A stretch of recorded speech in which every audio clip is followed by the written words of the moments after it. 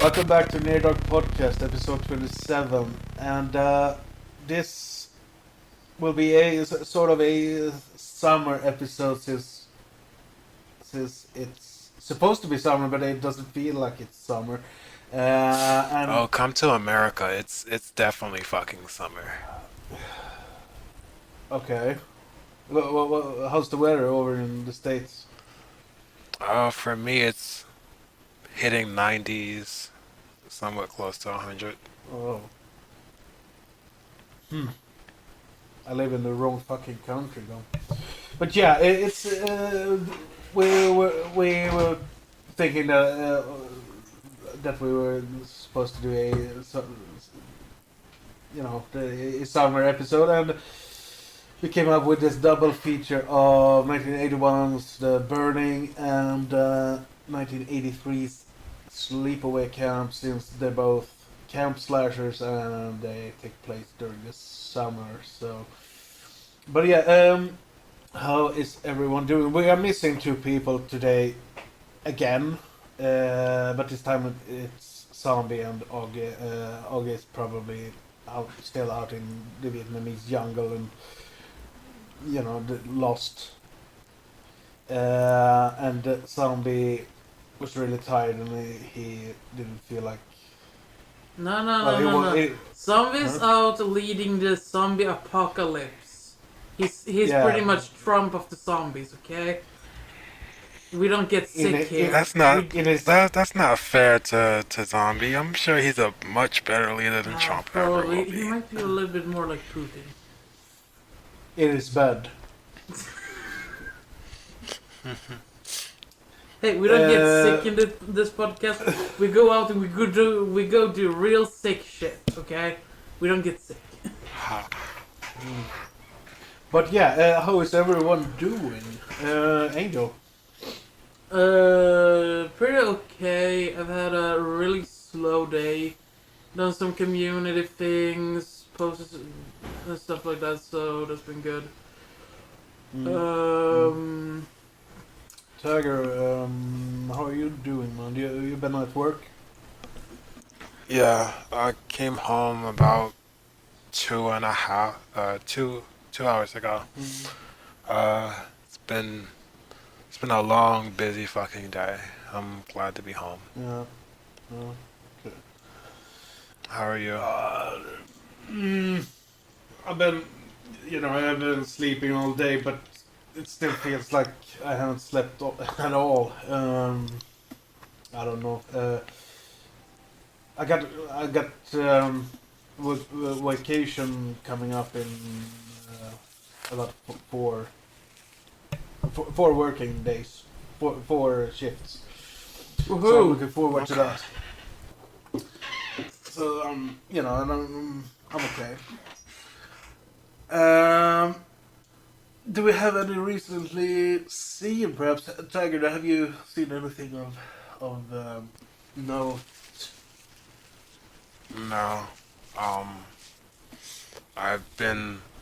We've been working almost every day except for like the third, fourth, and the fifth, I think, or the second, third, and the fourth.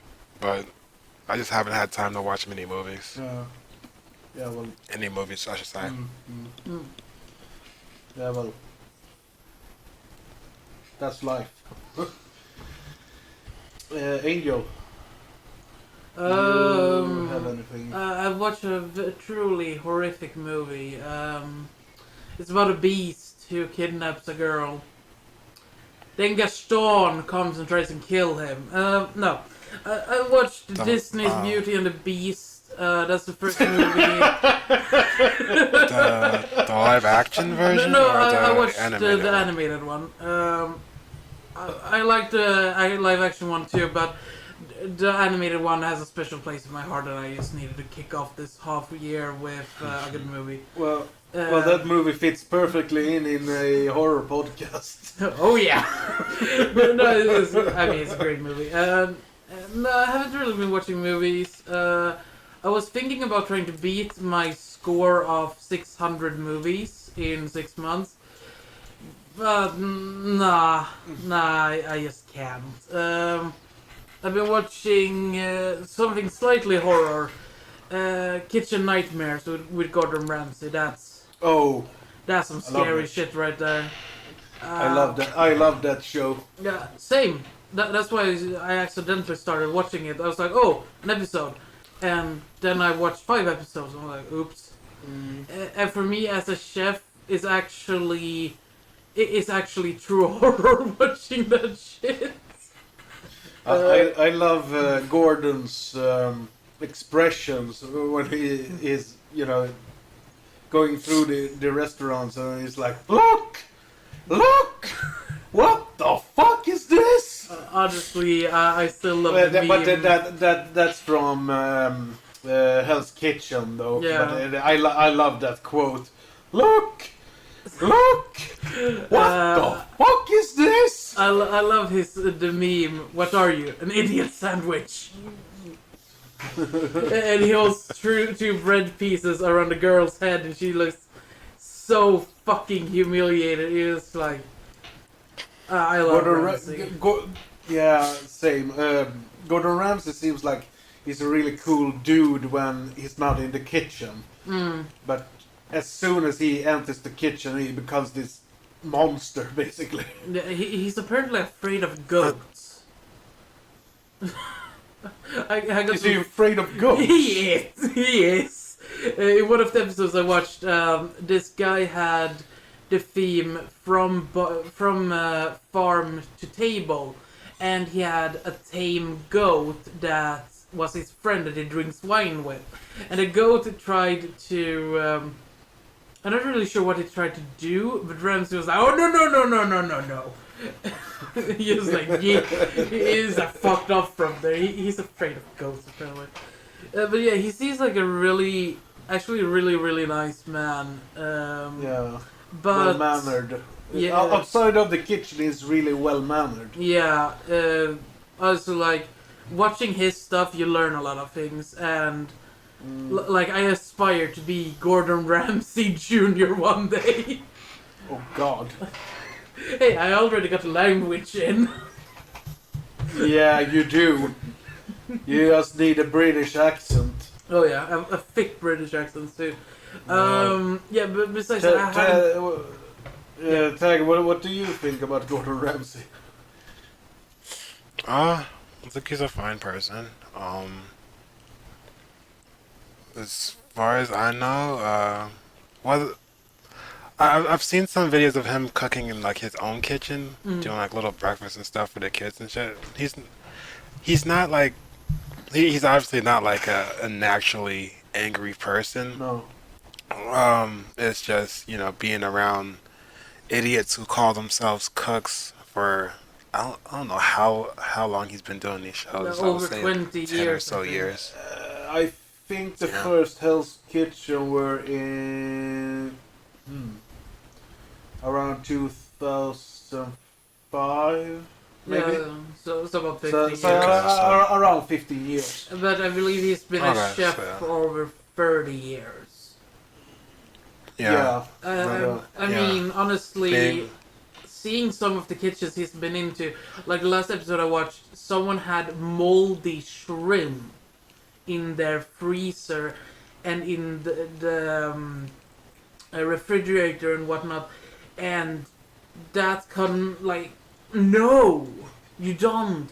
When I was working in a kitchen before I got on sickness leave, I had to clean the freezer at least once a week.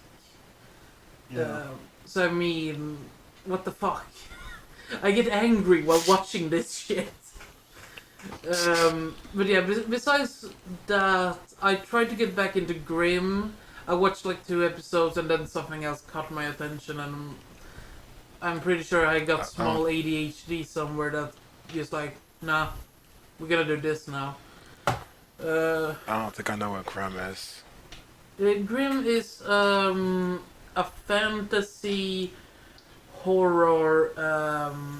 Do you know who the Grimm brothers are? Yeah. Basically, it's their stories that is real life where people are werewolves and foxes and whatever, but only the Grimm can see them. And they are the Grimms are related back to the Grimm brothers. And the Grimm's job is So they're ancestors to the authors, the Grimm brothers. pretty much, yeah. Okay. And the whole story is basically like the Grimms were people who killed off monsters like vampires, werewolves, Fushbaus, there's hyenas, there's like What are these names? What the hell is a hygiena? That sounds like a black girl's name. that's probably that's probably me pronouncing it very wrong, but you know, like, you know the Lion King, there's hyenas, who, they laugh a lot and are... Oh, Yes, hyenas. thank you. It's me pronouncing everything like shit. And and like the great old Egypts, they were mythical creatures, like stuff like that. Hitler was in this universe. He was a specific some, I don't remember what it was, but it's evil. It's a very evil character. Yeah. And so the Grimms walk around, and if they encounter a Wesen, as they're called, they are actually supposed to kill them.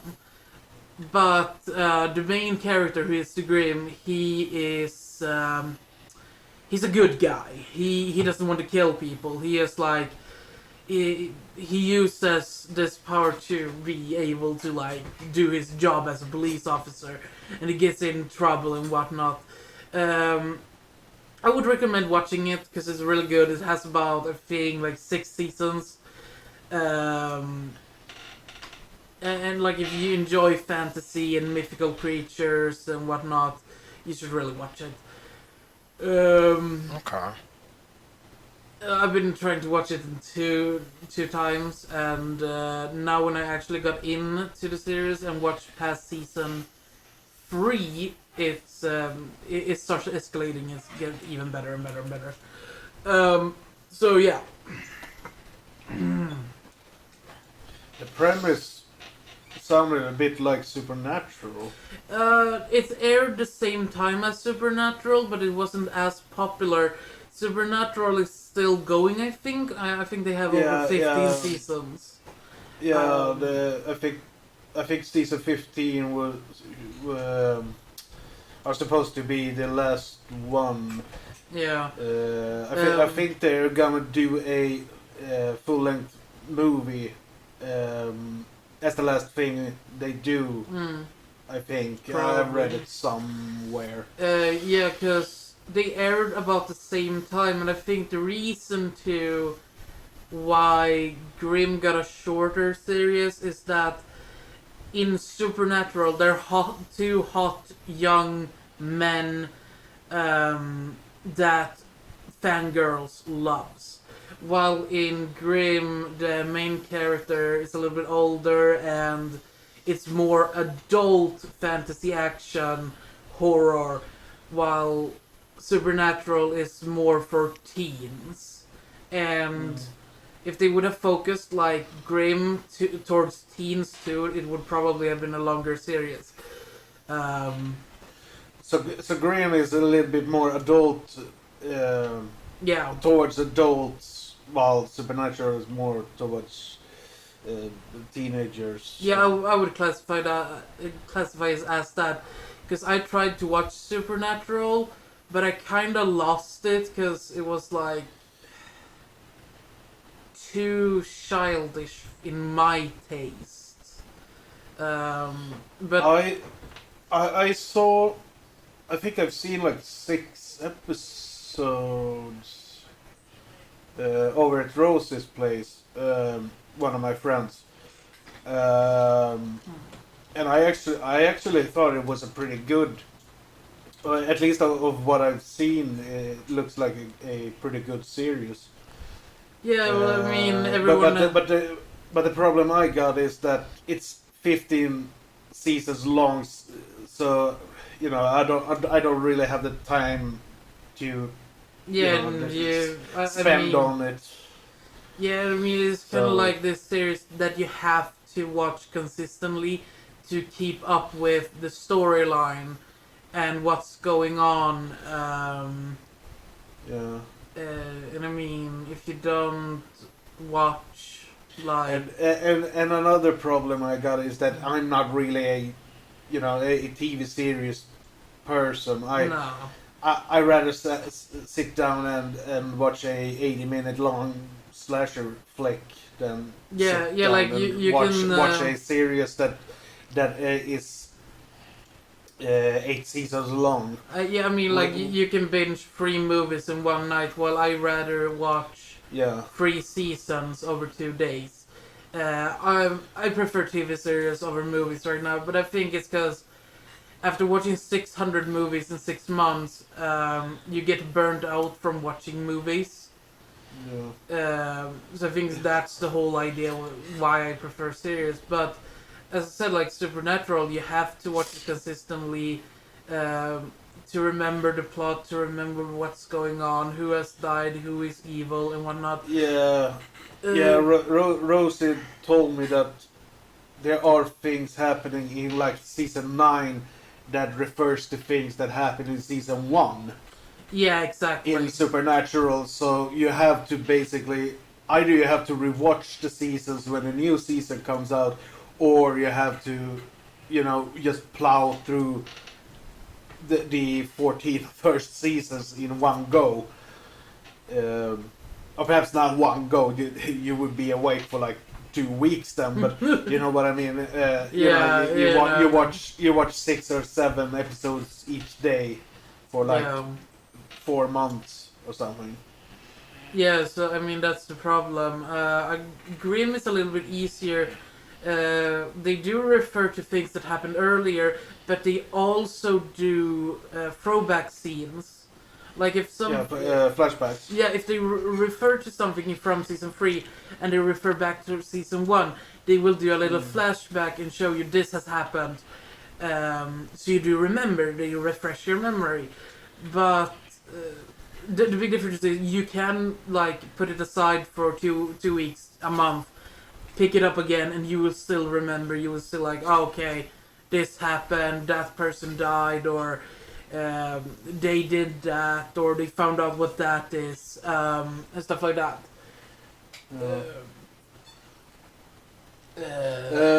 What's your take on the series format, Tiger? The series format of what?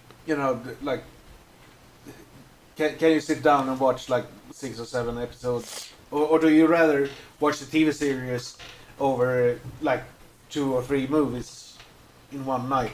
I can do. I can marathon TV series because it's because most times they're either 30 minutes to 45 minutes, and because of where I watch them, I can do that with movies too.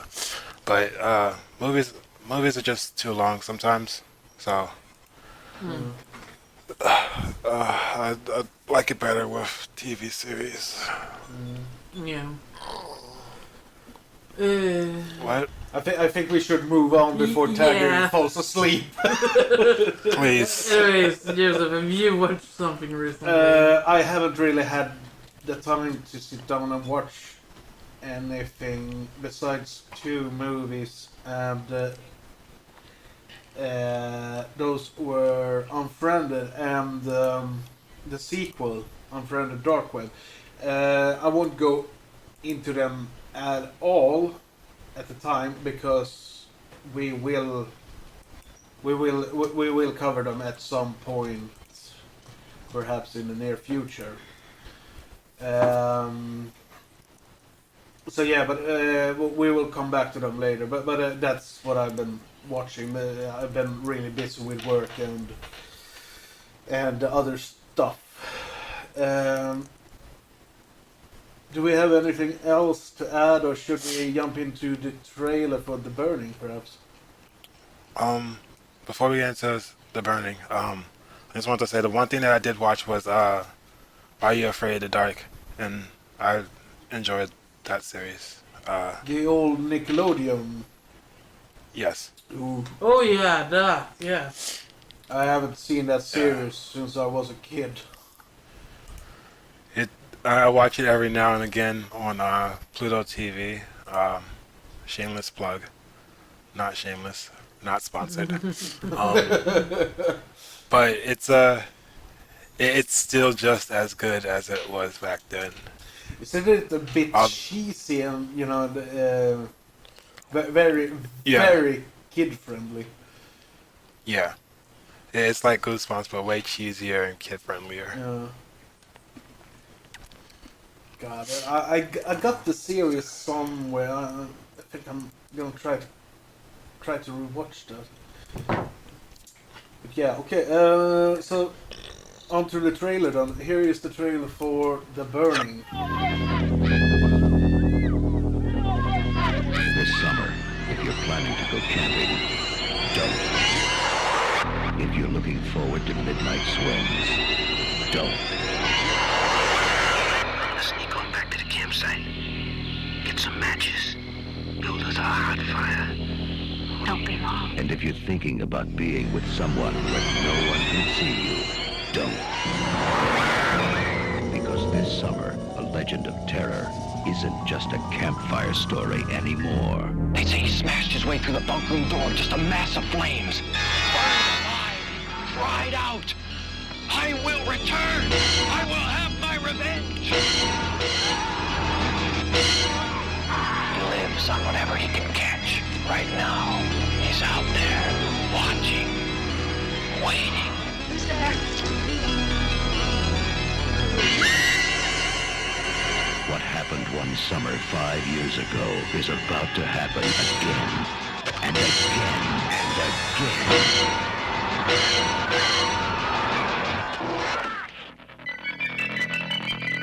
The Burning.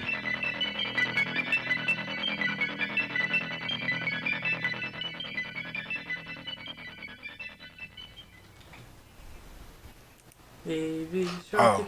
I think this is probably the time where I'm supposed to read the synopsis. Yes. No. This is where we sing Baby Shark. Baby Shark. Shut up. No! A group of boys at Camp Blackfoot decide to play a prank on the camp's alcoholic and sadistic caretaker Cropsy. To get even with what I'm not entirely sure yet. However, the prank goes wrong and Cropsy is left horribly burnt, having to stay at the hospital for 5 years. Cropsy slowly makes his way back in society. Cropsy makes his way to Camp Stonewater, a summer camp established just across from his old stomping grounds, to exact bloody revenge. Okay. I saw this movie a couple of years back. Can't remember exactly when, if it was like 2015 or 2016. And from what I remember, I thought it was an okay slasher movie, but that it was a bit overrated. I had heard a lot about it before I saw it, but when I saw it, I was like, okay, this wasn't anything special. But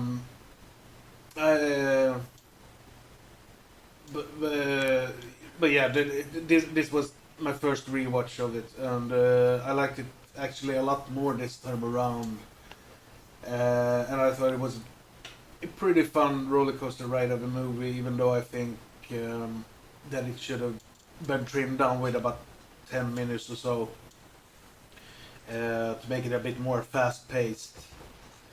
I actually think it drags a little bit during the camp scenes. You know, I understand that they wanted to develop the characters, but you know, I didn't find that part particularly interesting, to be honest. But I like the slower parts more this time around than the first time I saw the movie. Some of the dialogue made me laugh out loud as well, and I was actually thinking during my viewing of the movie that if they had just removed the slash and stock parts of the movie and they had just went with the kids at camp formula, I think the movie could have been a somewhat funny, light-hearted camp comedy, because there are some funny bits in there, I think the acting is pretty good, and the effects made by legendary Tom Savini looks for the most part good, but there are a couple of points where they are very you can see that they are very outdated, and you can clearly see that it is just effects. They look very, very rubbery and fake at a couple of times, at least if you watch the movie on a Blu-ray, which I did. But at the same time, that makes the movie a bit more cheesier, campier, and fun, in my opinion. But yeah, I really like the movie this time around. Like I said, and I give it a thumbs up. And my rating will be 7.5 out of 10. Garden cheers. Angel, what did you think about it? Fucking sucked ass. Okay. No, I thought it was boring, honestly. I liked that it had a high body count and a lot of the deaths were nice. Or deaths, kills. I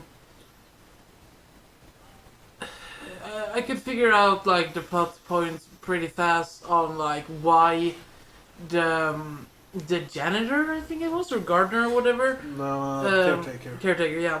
I could figure out like pretty fast why the caretaker were after these kids and like killing them off one by one. But yeah, it has some really good kills, and the effects are really outdated.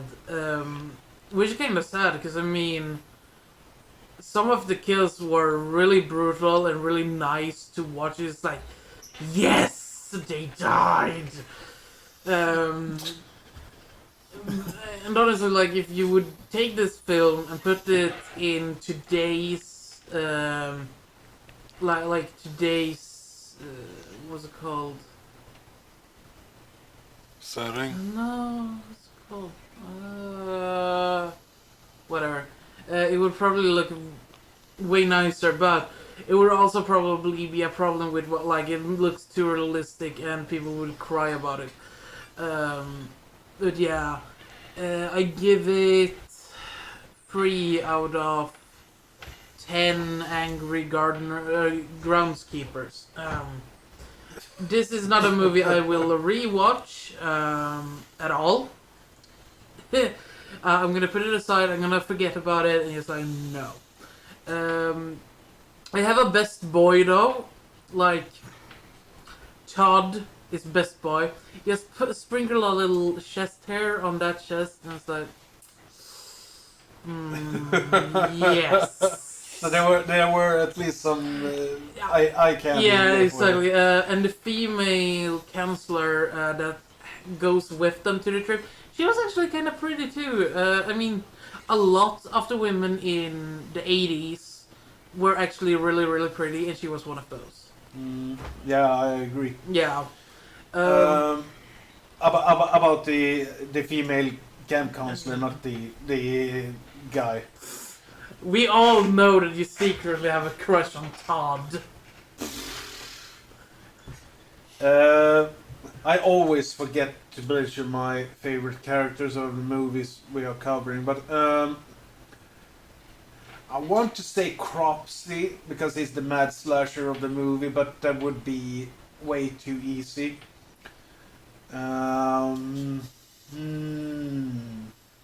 Pulling that beard I hear all the way over here. Yes. Yes, yes. Can you hear the long strokes? I can't remember what the guy's name is, but the guy who gets the porn magazines for the other guys. That guy. Oh yeah, him. He's like I liked him. he's like that kind of guy that has a trench coat, and he's like when he opens it, it's like all this Yeah. weird shit that you could ever want. Yeah, exactly. Yeah, I liked him too. At least in that age. Yeah, I really liked that guy. He was really funny. Tagger, you were going in and out in sleep while you were watching the movie. Yeah. It was just that I was just tired from work and everything. I don't even really think I caught the entire movie. I But what do you? I what do remember- You, what do you think about the movie? Of what you saw, at least, you know. I think I saw up to like the first bait kill, which was like the one with Tiger, who was going to get killed, but then she found the ball and ran away. Oh yeah, the stalking, the first stalking scene. From that, it seemed like a good movie. It seemed a bit more serious, I want to say, compared to Sleepaway Camp. Which we will come into in a bit. From what I saw, I liked it tons more than Sleepaway Camp. It was decent. I didn't really expect the garden shears to be his weapon of choice, but from what I read, he made it work. He was just like mainly stabbing people in the chest or in the neck with them. He did. Best boy would have to be whoever Jason Alexander played. You got the hots for him. Hell yeah. Okay. I want to say, I don't even remember what all I've seen him in, but I remember seeing him in Everybody Hates Chris. He played the principal, and yep, I was like, I love this guy. He is fucking amazing as an actor. And he's I want to say he's right up there with Kevin Smith, the guy who played Silent Bob. That's Oh, I think that's- okay. I think that's my full take on the movie.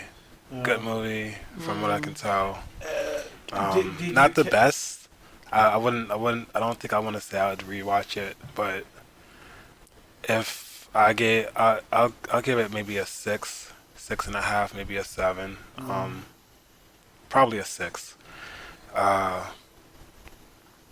Garden shears out of 10. No. Did you catch the raft scene? I don't think I did, but I read the Wikipedia for it. Let me actually reread it, because I forgot just about everything. Where are you? Synopsis. There you are. It's the shower scene. He considers having sex. Makeshift raft. They spot a canoe and paddle to it, but Cropsy ambushes them by jumping out of the canoe and savagely merges them all with his shears. Okay. Sorry. What were you saying? This is some exciting stuff for the listeners.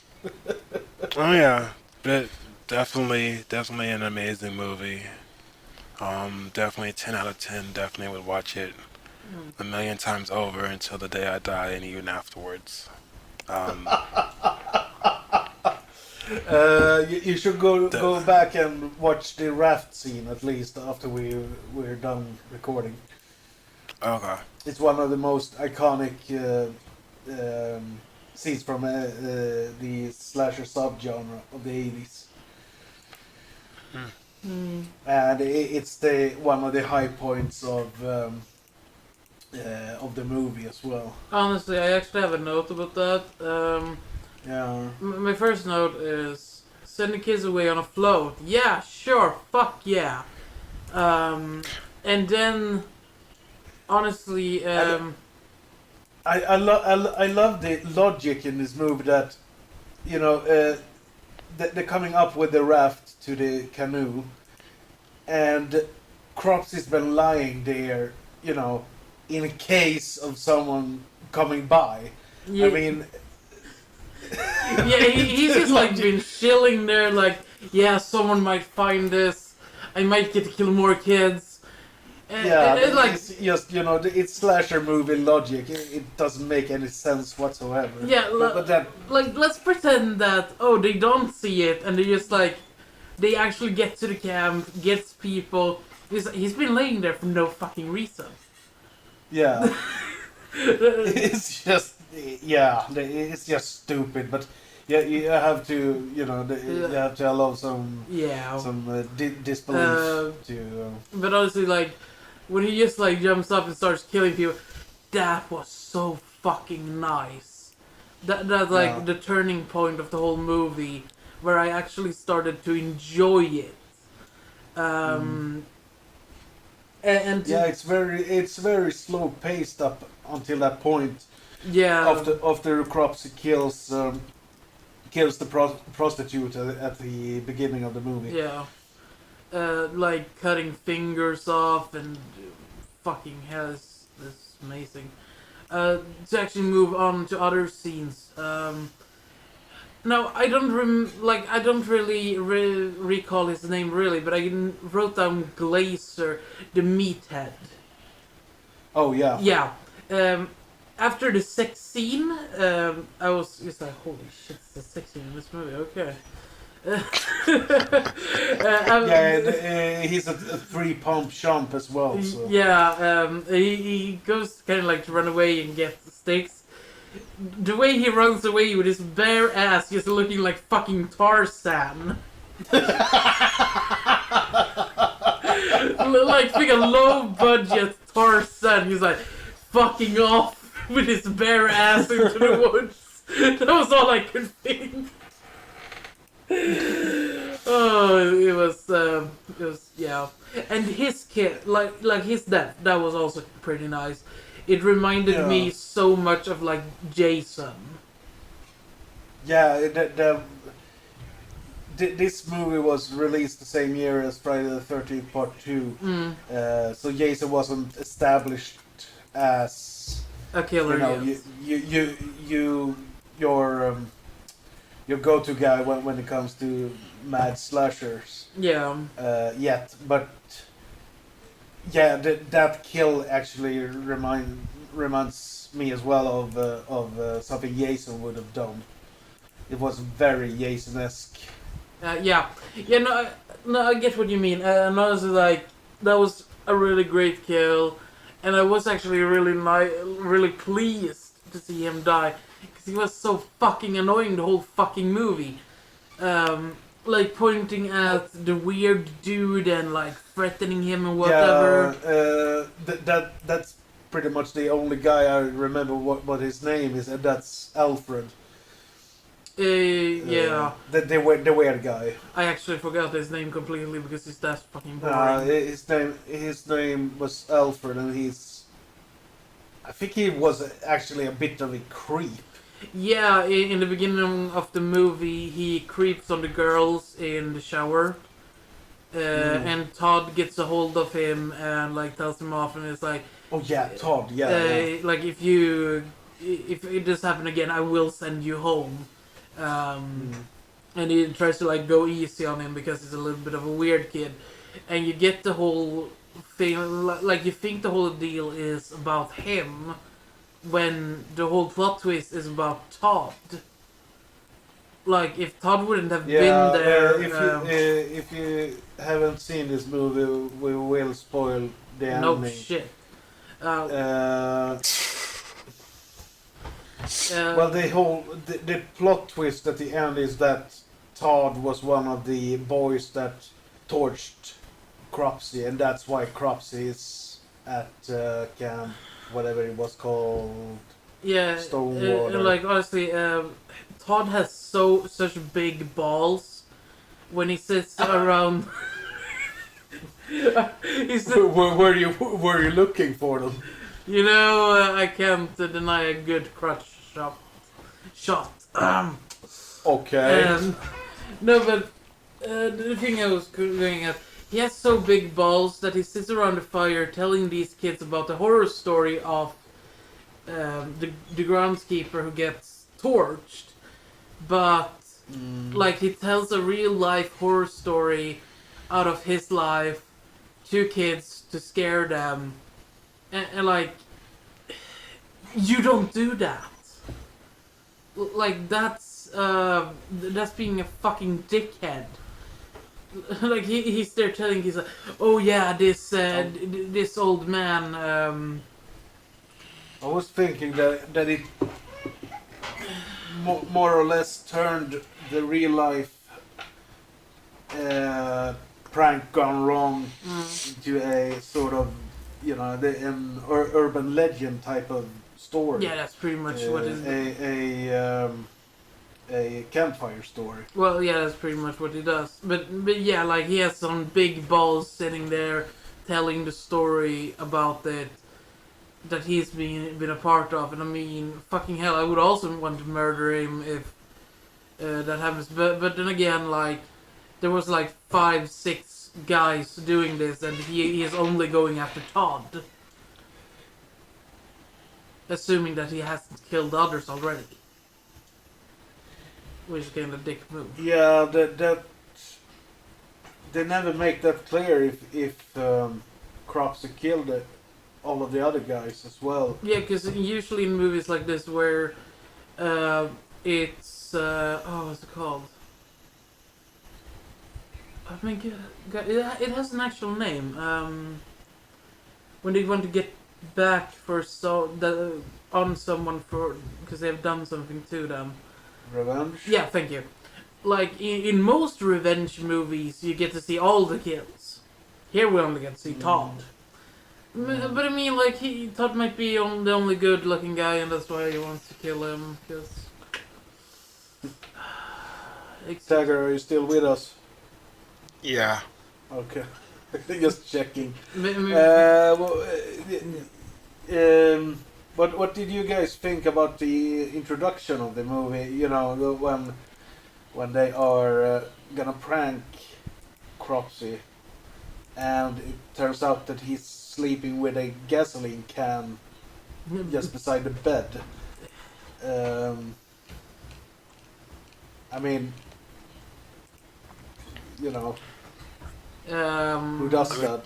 Honestly, I thought the beginning was pretty plain and boring. I kind of zoned out for a while watching like the beginning of it because it wasn't that exciting. Like, oh wow, a guy gets torched, whatever.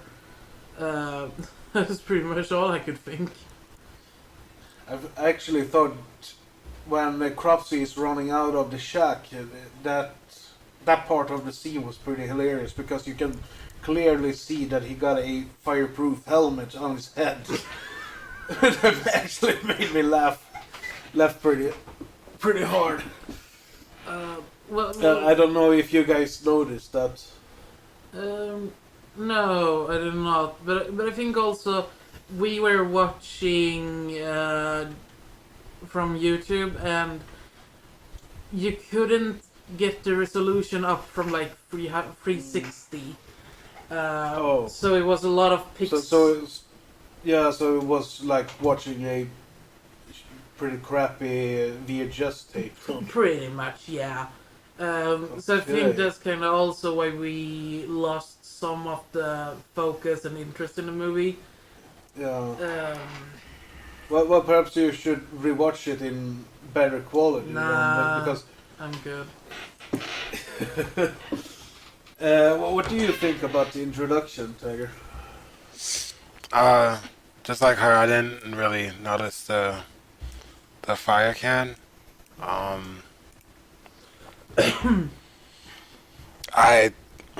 I'll be honest. I thought the whole entire prank was like to set him on fire. So I was like, wow, that's it's kind of fucked up for a prank. But to each their own. Hey, I mean, haven't you really like wanted to set someone on fire in a prank? I actually think it's a pretty interesting that when Cropsy wakes up and he sees the skull, and then he just pushes the skull into the bed. Yeah, like usually you swing your arm away from you when you see fire like that. Yeah. But he's like, oh, fire! Yeah, yeah, I'm gonna put that into the bed. Exactly. What do you guys? Well, you were probably half asleep when the ending came around, Tiger. But what did you think about the ending, Angel? Very anticlimactic that the killer died, and they get saved via helicopter and whatnot. And I'm very annoyed with that he didn't kill the weird kid.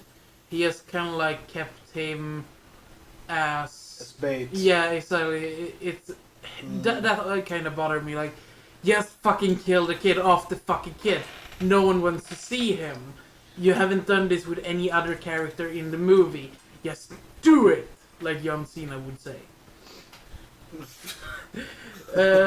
So the ending wasn't that exciting. Wait, John Cena. Yeah. John Cena doesn't say just do it. Yeah, he said, just do it! My throat. That's Shia LaBeouf.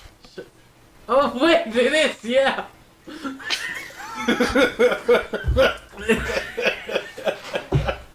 Hey, both became a meme at the same time. I can't keep shit apart, okay? Yeah. Well, yeah, I actually kind of agree with you, Angel, because I thought the end fight was, it was over before it started, basically. Crops is just waving that flame, quote unquote, flamethrower towards Sod, and then he just shuts it off, and then he gets the garden shears through his. Yeah, he gets it in his back, and then he gets an axe to the head. Oh, yeah. And then they put him on fire again. But yeah, I think it was somewhat of an anticlimax. I think the ending could have been better. If the movie hadn't bombed at the box office, which it sort of did, it was released in 1981, so it competed with movies like Halloween 2, My Bloody Valentine, Friday the 13th Part 2, and a bunch of other slasher flicks. So the market was basically flooded this year, and a lot of people say that 1981 it was the golden year of the slasher, which I kind of agree with. I would actually. But if the I would actually agree that 1980s was the golden years of the slasher genre, because 1981 was the golden year. Well, I'm just assuming the whole 80s, because most really good slashers that I've watched has been between the beginning of the 80s to about end of the 80s, slightly sliding into your DMs to the 90s, and then it's just nah. Then it's starting to go outwards. I'm no expert in the slasher genre, but I love the slasher genre, but I'm not an expert in it. I would just say that's most hardcore slasher fans, from what I've heard and read, says that the real slashers, or the golden slasher movies were released between the early 80s and up until around 83, 84 somewhere, and then it started just, the whole subgenre started to become self-aware, and started to make parodies of itself. They started to include a bit of humor and comedy into the movies. Yeah, I mean, like, the first scary movie came in, like, in the 90s somewhere. No, that's a straight up comedy. Yeah, but I just mean, it's where parodies, they started making slasher fun genre. of both slashers and horror movies. Like, they picked together, I think it's 3 or 4 different movies they make fun of in one. So, I mean, they started in the 90s to actually make fun of horror. They made slasher parodies in the 80s as well. Student Bodies is one of them, and I think it's called Wacko. I haven't seen it, but that's a slasher spoof as well. And I know there is a third one as well. I can't remember what that is called, but yeah. But back to my question: if the movie hadn't bombed at the box office, which it kind of did, how could have they done a sequel to The Burning? If there were, if they wanted to do a sequel, if this movie had made a shit ton of money, like Friday the 13th, for example, what could have the sequel been like? What would the plot be?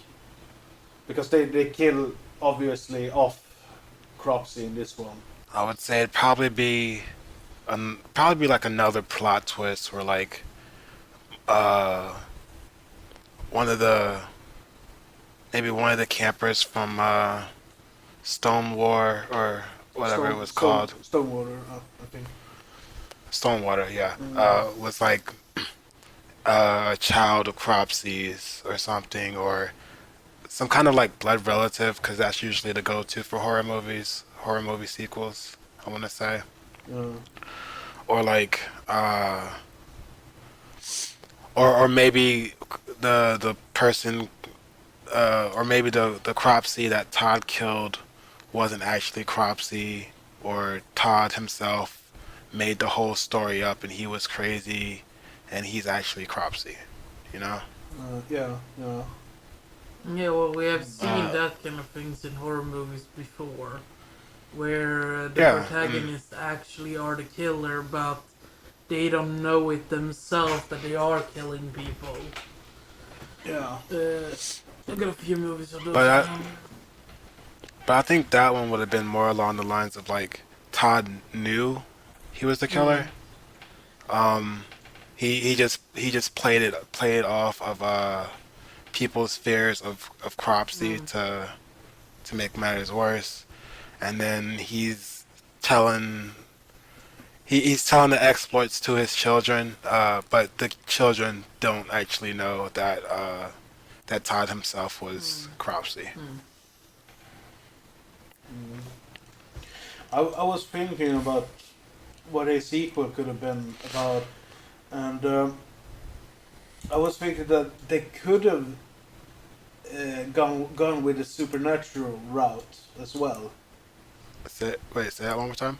I think they could have gone with the supernatural route as well. Like if, for example, let's say a new group of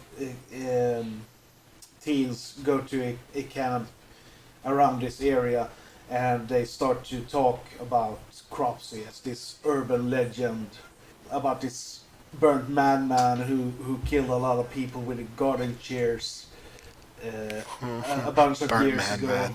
And because they are talking about him, he, not resurrects, but he comes back from the dead as a ghoul or something. Kind of like saying his name gives him power, something along the lines of Freddy. Yeah, exactly. Or Candyman, or Bloody Mary, Yeah. and such. Yeah, exactly. I don't think that. I think that'd be a pretty decent way to frame frame the sequel. Yeah. Mm. Because you guys know that Cropsey is a real urban legend in the New York area. No, however, would we know? Never knew. Oh. Well, shall we go into background perhaps? We can, but I don't have We- anything for background. I got a bunch of things here. Do you have anything, Angel? Nope. Okay. Do we have anything else to add to the movie before we go into the background? No. Okay. Let's go into the background then. Wait, I have a thing. Okay. God damn it. Baby. Yeah, here's the thing. Baby shark do. Oh God. Okay, No. background. I actually came to think about a different song. Jeepers Creepers. But I don't have Frank Sinatra's voice, so I will not make your ears bleed with that song. Thank you. Okay. Okay, so background then. The concept of the film, originally scripted as The Cropsey Maniac, is based on a campfire story told at summer camps in and around New Jersey and upstate New York. The story is still in circulation and is also the basis for the documentary Cropsey from 2009, though this film is not referenced in that documentary.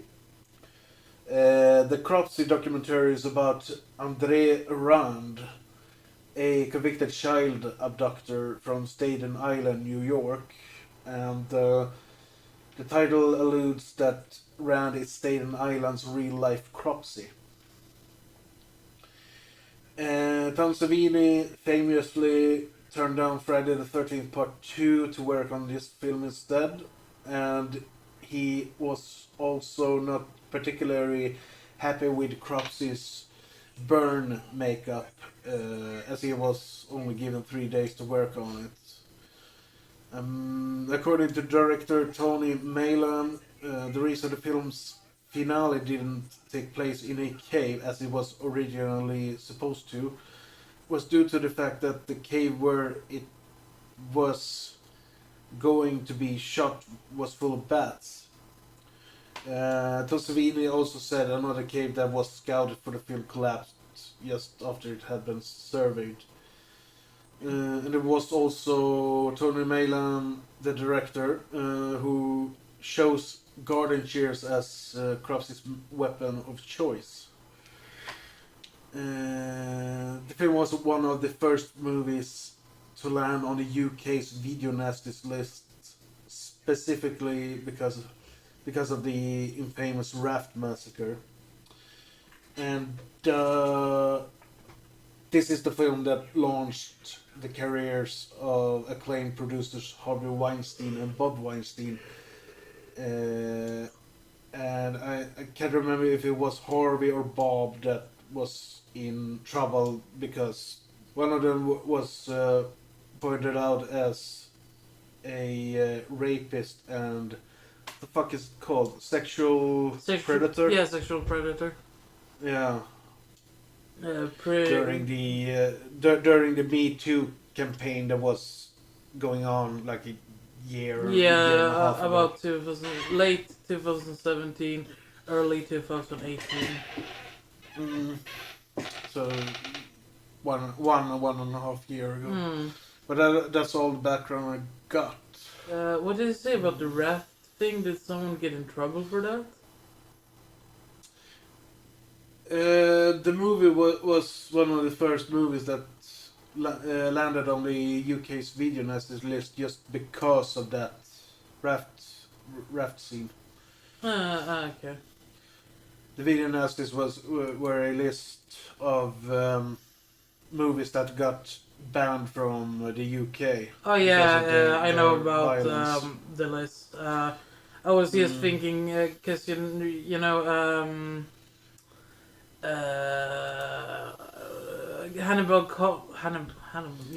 Cannibal Holocaust. Hannibal Holocaust. Yes, Hannibal the Cannibal did a Holocaust. No, I was thinking about the Cannibal Holocaust, where the producer, or if it was the director or whatever, got in trouble because it looked so real. But whatever, that is something we might cover later.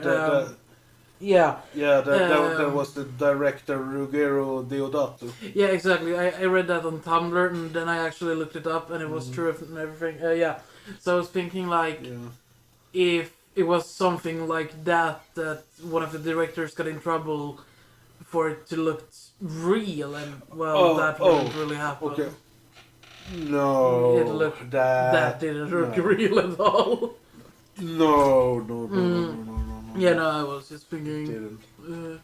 Yeah. Shall we continue on with Part 2, Sleepaway Camp, perhaps?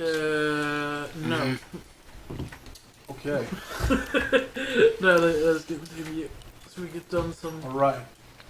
Yeah. Alright. Huh? Hold on. Give me 1 second.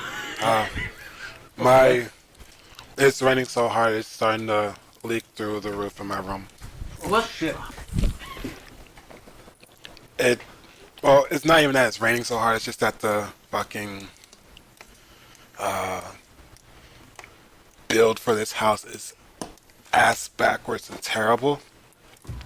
I just want to make sure it doesn't get on anything important, but I'm good now. Okay. Shall we continue? Yes. Oh lord, this episode will be fun to edit. Very. Good thing I'm not doing it. Fuck you. Love you too. Yeah, that was love birds. We have to... Wait, did we already do My Bloody Valentine? We did, didn't we, for Valentine's Day? That we did we like did. 6 months ago. Yeah, I was just wondering. For some reason I forgot. And I was going to say, like, save the secret for when Valentine's Day comes through. And we can just, like, reveal the entire thing. Our marriage and everything on fucking Valentine's Day. Okay. Yeah, sure. Let's do that. Well, the marriage Josef knows nothing about, but is a part of. Oh, yeah, that. Okay, yeah. You've lost me, but okay. Shall we roll the trailer for Sleepaway Camp then? Sure. Okay, so here is the trailer for that movie. Dear Mom and Dad, I've been at a sleepaway camp for almost 3 weeks. And I'm getting very scared. Welcome to Sleepaway Camp. Someone is watching you. Hey, Baba, reload! Someone is waiting for you. Someone wants to scare you to death.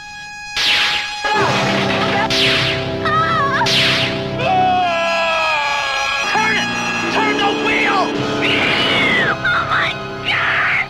Sleepaway Camp. You won't be coming home.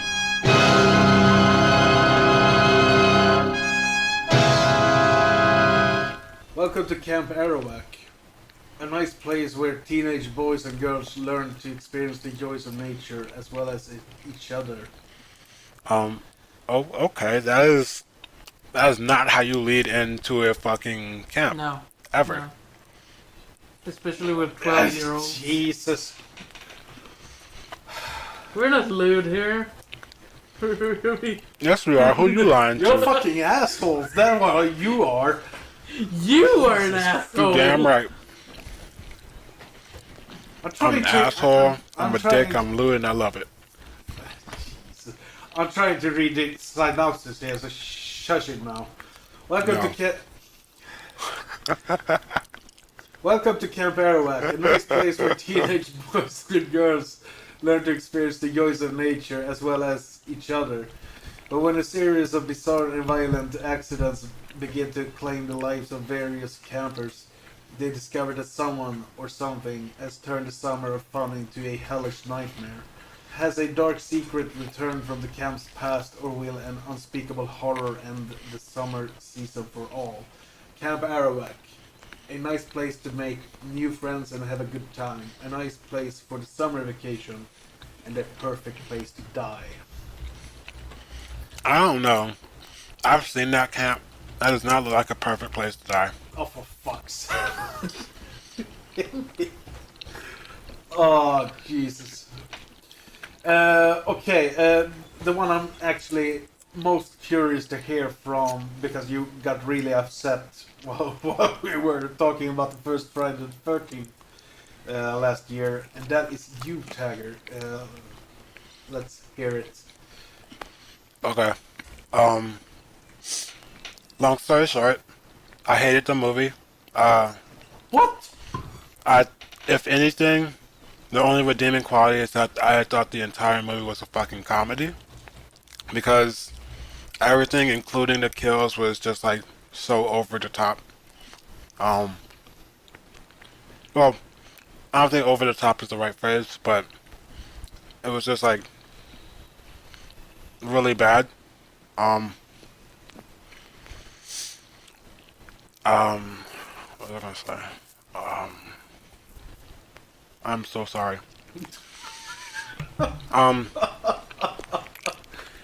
The only redeeming quality I would say, like I said before, is that it's a comedy. Aside from Artie being a pedophile, I thought he was kind of cool.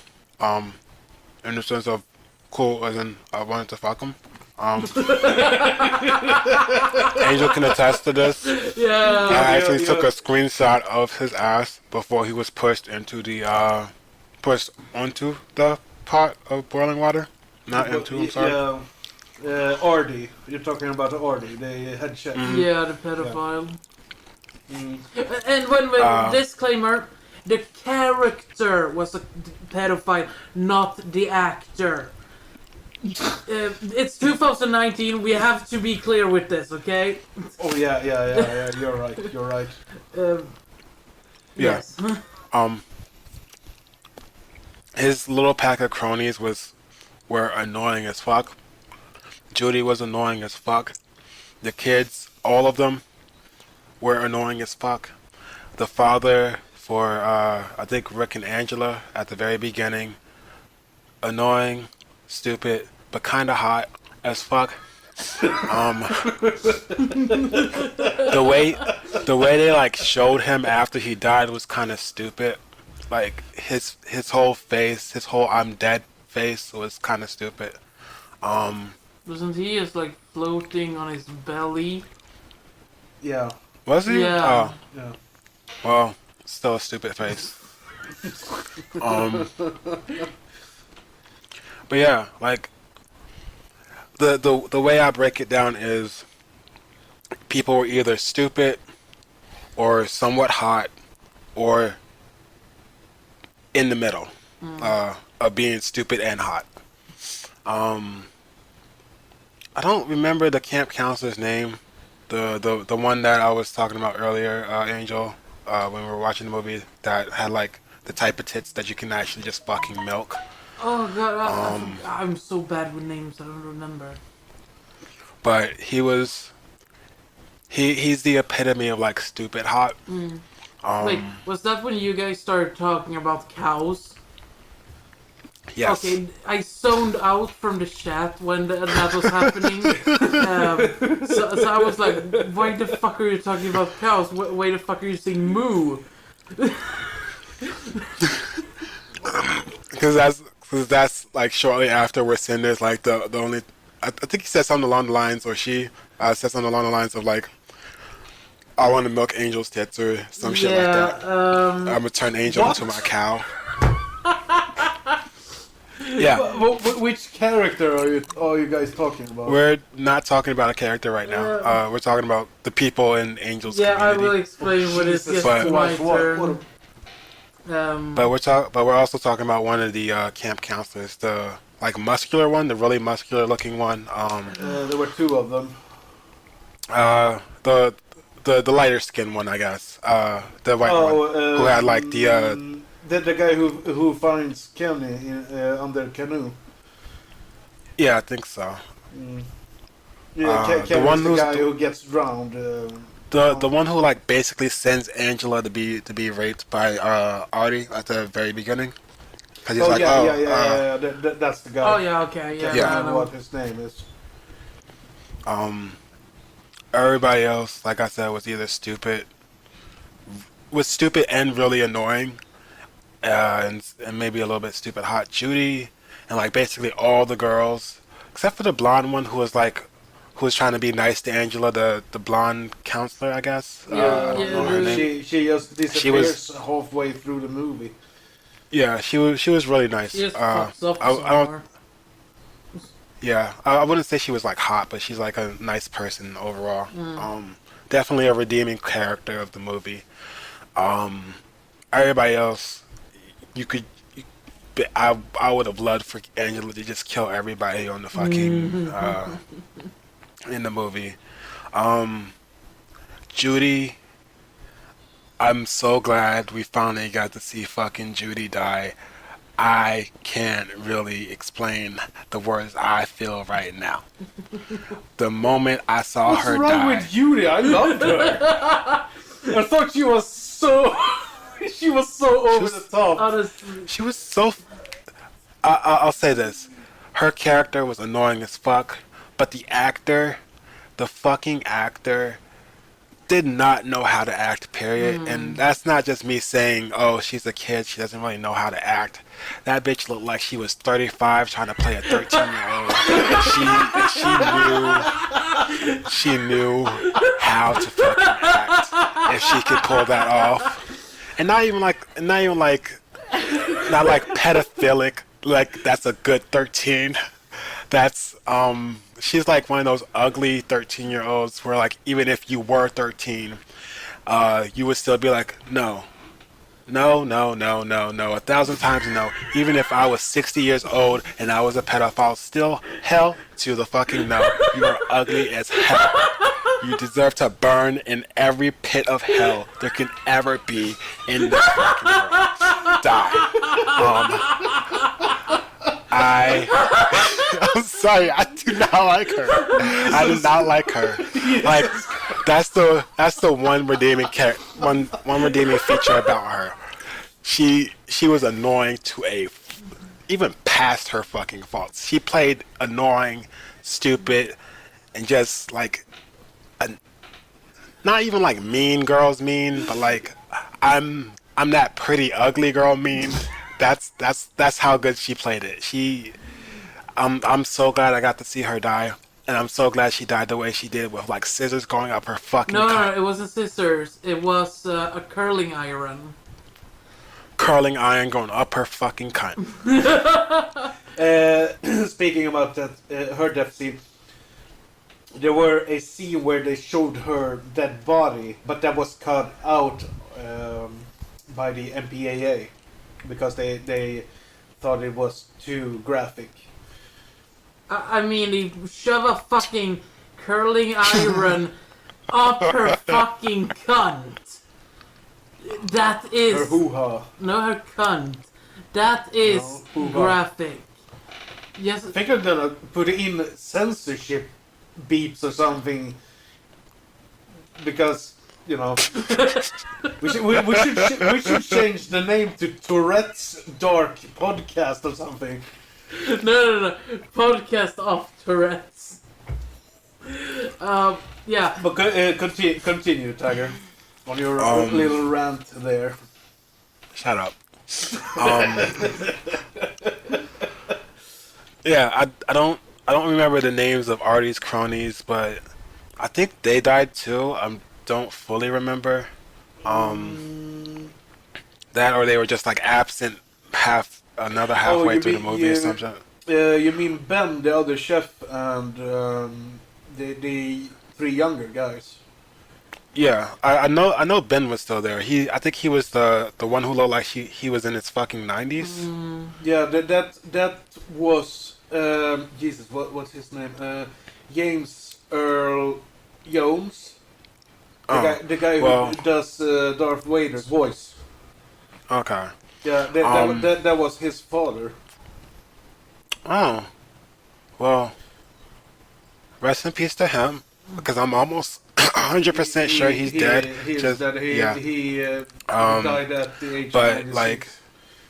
like the scene between him and Ricky, where it's like he's just beating the shit out of Ricky, I was just like, oh my god. Oh, you're talking about Mel.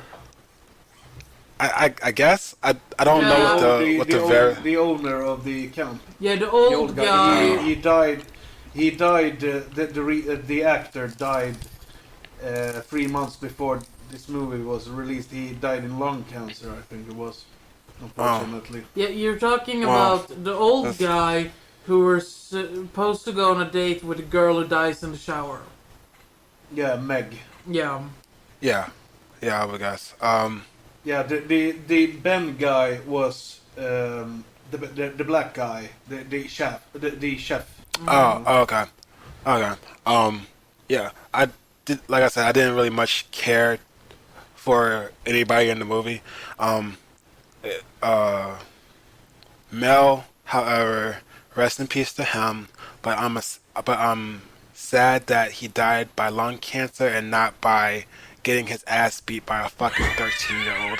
Like it should have happened in the fucking movie, because you cannot tell me a 90-year-old person who looks like that No. would. Ben died at the end. The guy who played Ben died at the age of 96 by natural causes.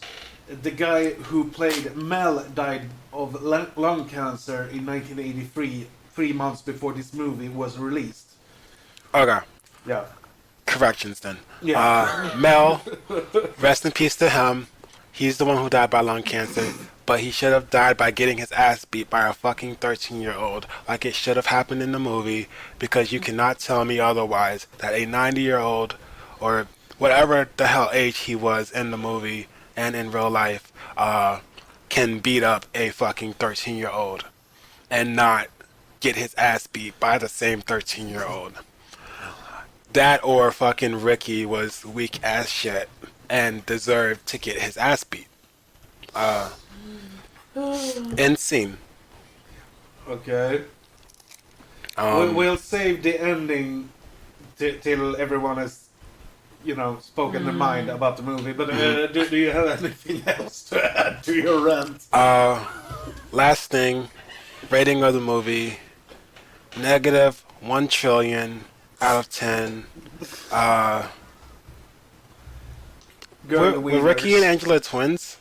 Or no? No. Okay. Angela got adopted by her aunt, Martha, Okay. after her Then- dad got killed. Oh, speaking of, fuck Martha as well. Like, I told Angel when we were watching this, but like her attitude and everything reminded me of We Happy Few, and like I think she would have been a perfect fit. I believe there's a whole bag. Whole bag of what? That's one of her lines. Yeah. Oh yeah, I forgot. Because I called her a fucking liar after she said that, because there was no fucking whole bag of chips in the bag. Oh, you called her something and Mary Poppins. Oh yeah, a mixture between a wannabe Disney princess and fucking Mary Poppins, and it's like she ended up just creating We Happy Few with her combination. But yes, back to the rating. Realistic rating 0 out of 10. Was not fond of the movie. Was just happy to see everybody die. Unrealistic standards put on by society rating -1 trillion out of 10, because fuck everybody in this movie, they are pieces of literal dog shit. Wow. Well, that yeah. How the fuck are we gonna top that? That review. Okay, Angel, you go next. Honestly, that sounded like me in the beginning of the podcast where I just ranted on like a crazy lunatic. I cannot top Tagger. He has beaten me. I am defeated. I actually think Tagger was more angry over this movie than what's his face in Friday the 13th. What the fuck is it called? Well, that guy in the shorts. What, the guy who says the end is coming near or whatever? No, the guy that tries to screw Alice in Friday the 13th. You were really pissed off about him as well when we covered that movie. That's Friday the 13th part 1, right? Yeah, the first one. Mr. Christie, I think his name is. Oh, we're about to find out. Mm-hmm. Mrs. Voorhees, Alice, Marcy, Annie, Jack, Bill, Brenda, Ned, Steve Christie, Pete. Yeah, Miles, Steve Christie. Bauer. Steve Christie. I don't remember why I was mad at him. Was it because he was trying to nail Chrissy? Yeah, Alice. Or Annie? Alice. Whatever the fuck her name was. Alice. Alice, there we go. Tagger is too good to remember names. Yeah, well, it's been like years since we did that review, so. Yeah, like, fuck him too. I don't think he even really contributed anything to the movie besides being a fucking pedophile. Like, I think at some point he was trying to help. Yeah, he was trying to like help rebuild something, but he ain't do shit for shit. He deserved to die. I think he died off screen. I'm not sure. Yeah, he did. Yeah, he died off screen. I think he was a hanging, and I was like, ha. That's what you fucking get, you piece of fucking shit. I think he got a knife stabbed into him, but you see his corpse later on in the movie. Oh, I remember somebody getting hanged. I can't remember who.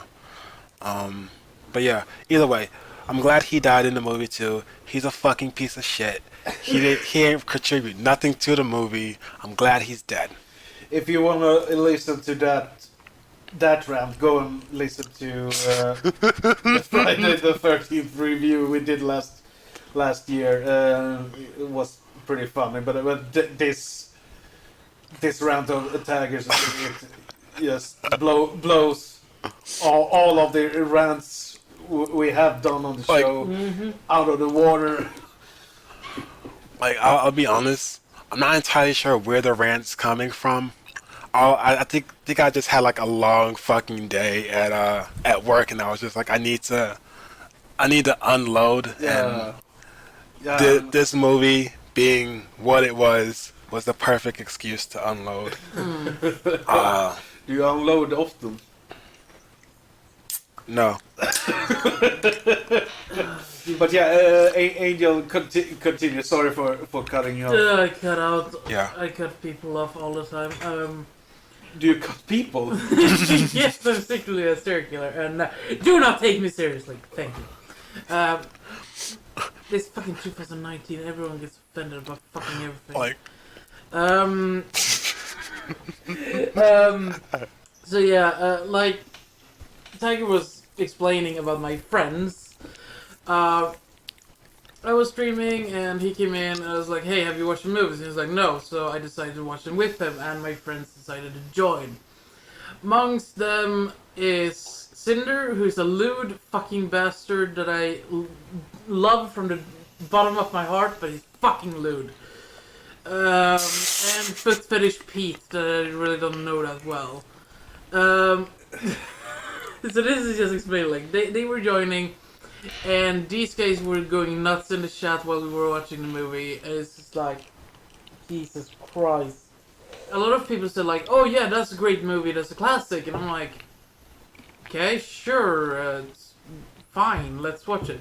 And I remembered at the first kill with the pedophile that I have watched this movie before.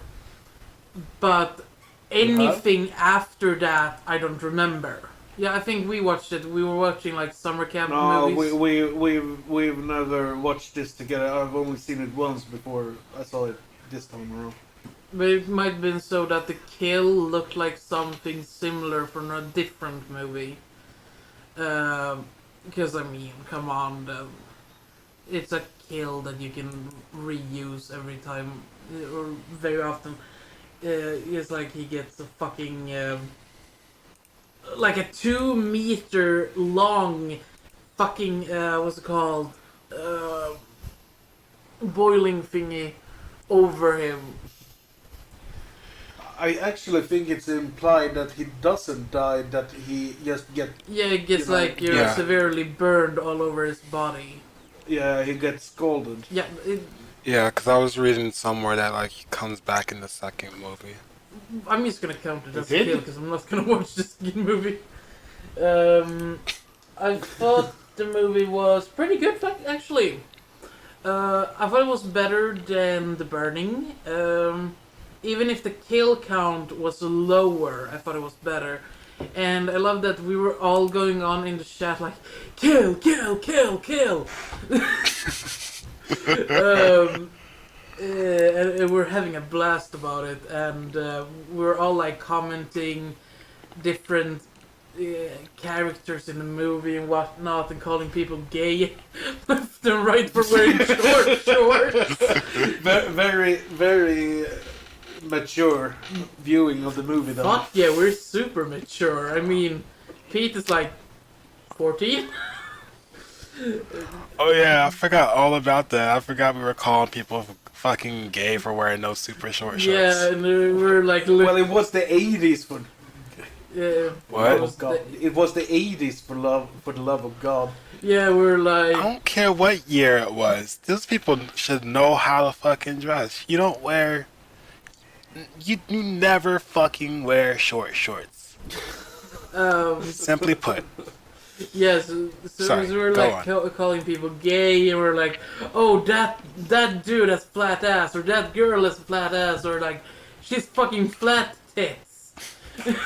Oh yeah, we were fucking rimming Judy on trying to be one of those like stuck up pretty girls, yeah. where she had like the flattest breasts, the flattest fucking everything. Trying to call Angela out, calling her a washboard and shit. Yeah, it's like I think 5 minutes after Judy finally like came into the movie and camp and everything, we were like, can she just die? Like, please, can she just die? Like all. I love one of her lines when she's you know, just before the camp counselor slaps her. She says, and this is about Angela. She's a real carpenter's dream, flat as a board and needs a screw. I love that line. Yeah, it's something I felt like in the beginning with the dad when he stands there on the board. I was like, why the fuck is he standing there bare ass fucking naked? There's kids there, for the love of God. Yeah. Because the clip, we watched this one on YouTube too.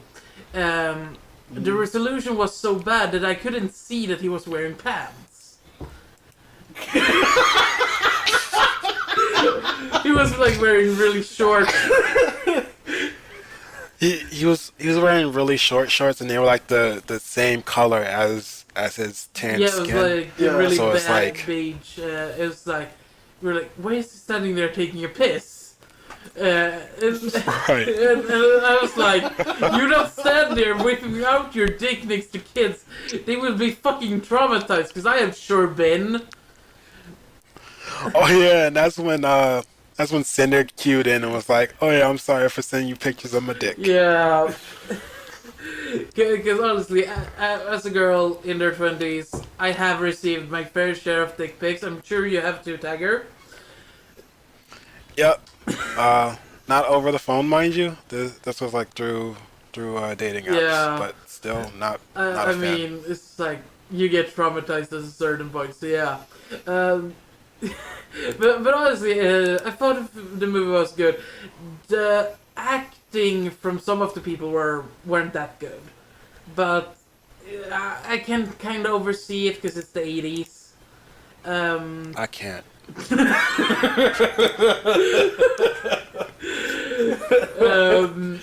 And the African American guy, he what the fuck? I think he finds someone dead or something like that. And I called him Cosby because I couldn't remember his name. Yeah, I called him Cosby after. Is it Ben you're talking about, the chef? Yeah, I think so. I was like, this is a note I wrote up. I don't remember what it was about. First offer and Cosby coming in like, yeah. First kill and Cosby coming in like, what the fuck? Yeah. I'm so bad with names. I make up names for everything. It's fine. I'm pretty sure of- everybody will still know who you're talking about. Speaking of Ben, by the way, you know the scene when all of the kids are arriving to the camp, and he and Artie is standing just watching them, and Artie is just looking at the kids and quote unquote jokes about them being fresh chicken, and Bob is like, Artie, they're too young to even understand what's on your mind.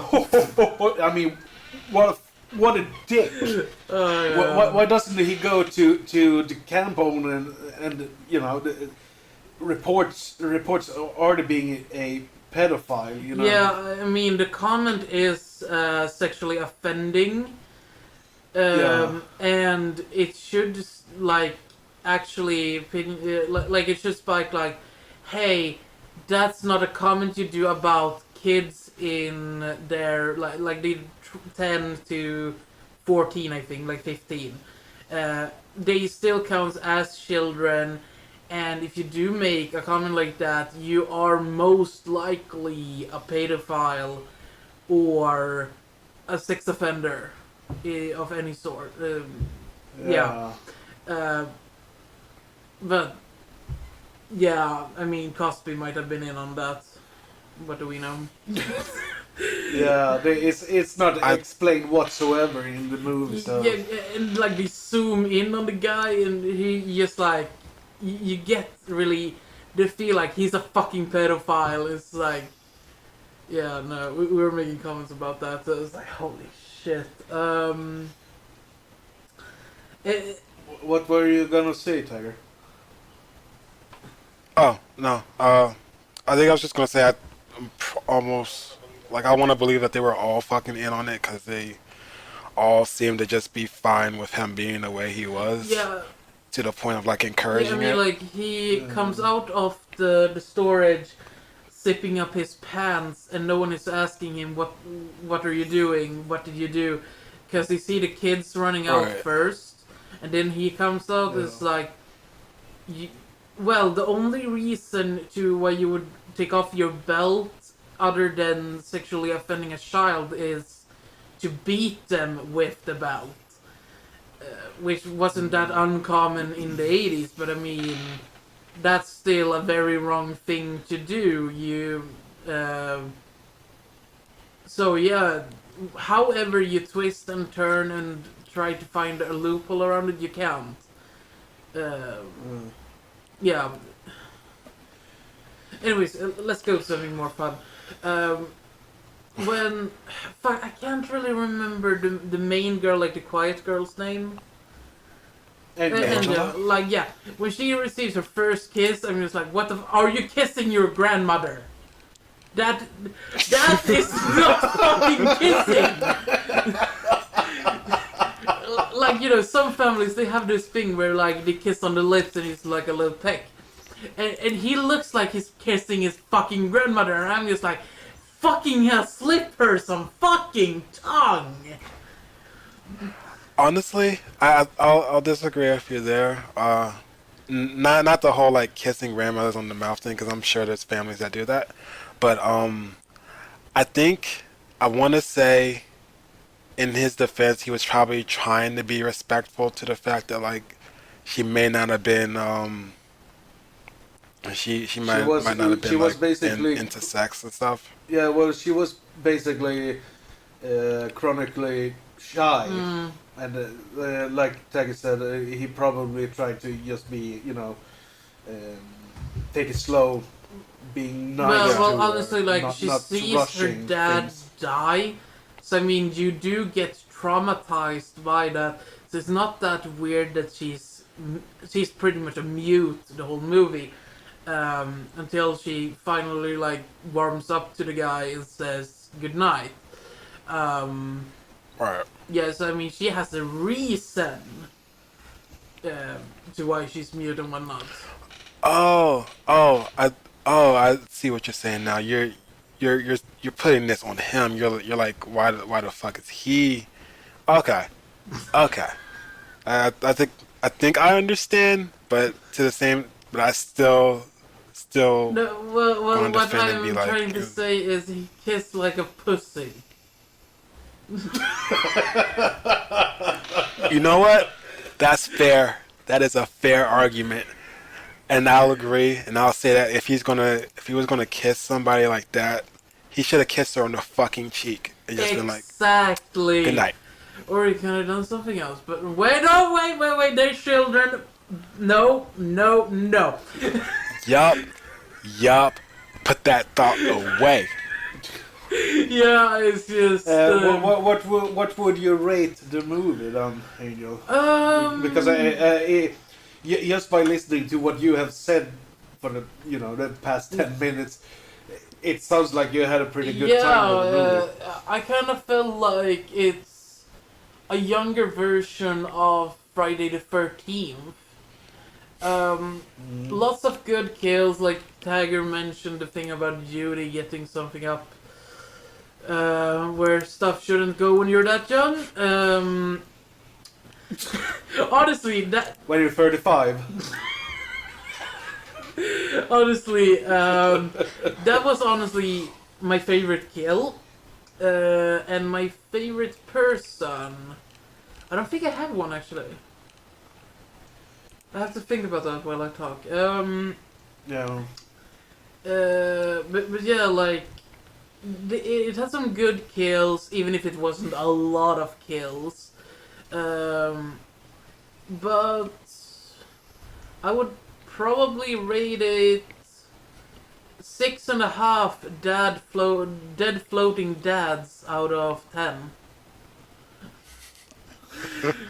Dad floating deads. Yeah, my brain was like, no. Favorite character. Okay, I guess it's my turn now. I hadn't seen this movie for... I think I mentioned it earlier as well. Might be wrong. I hadn't seen this movie for about 16 or 17 years.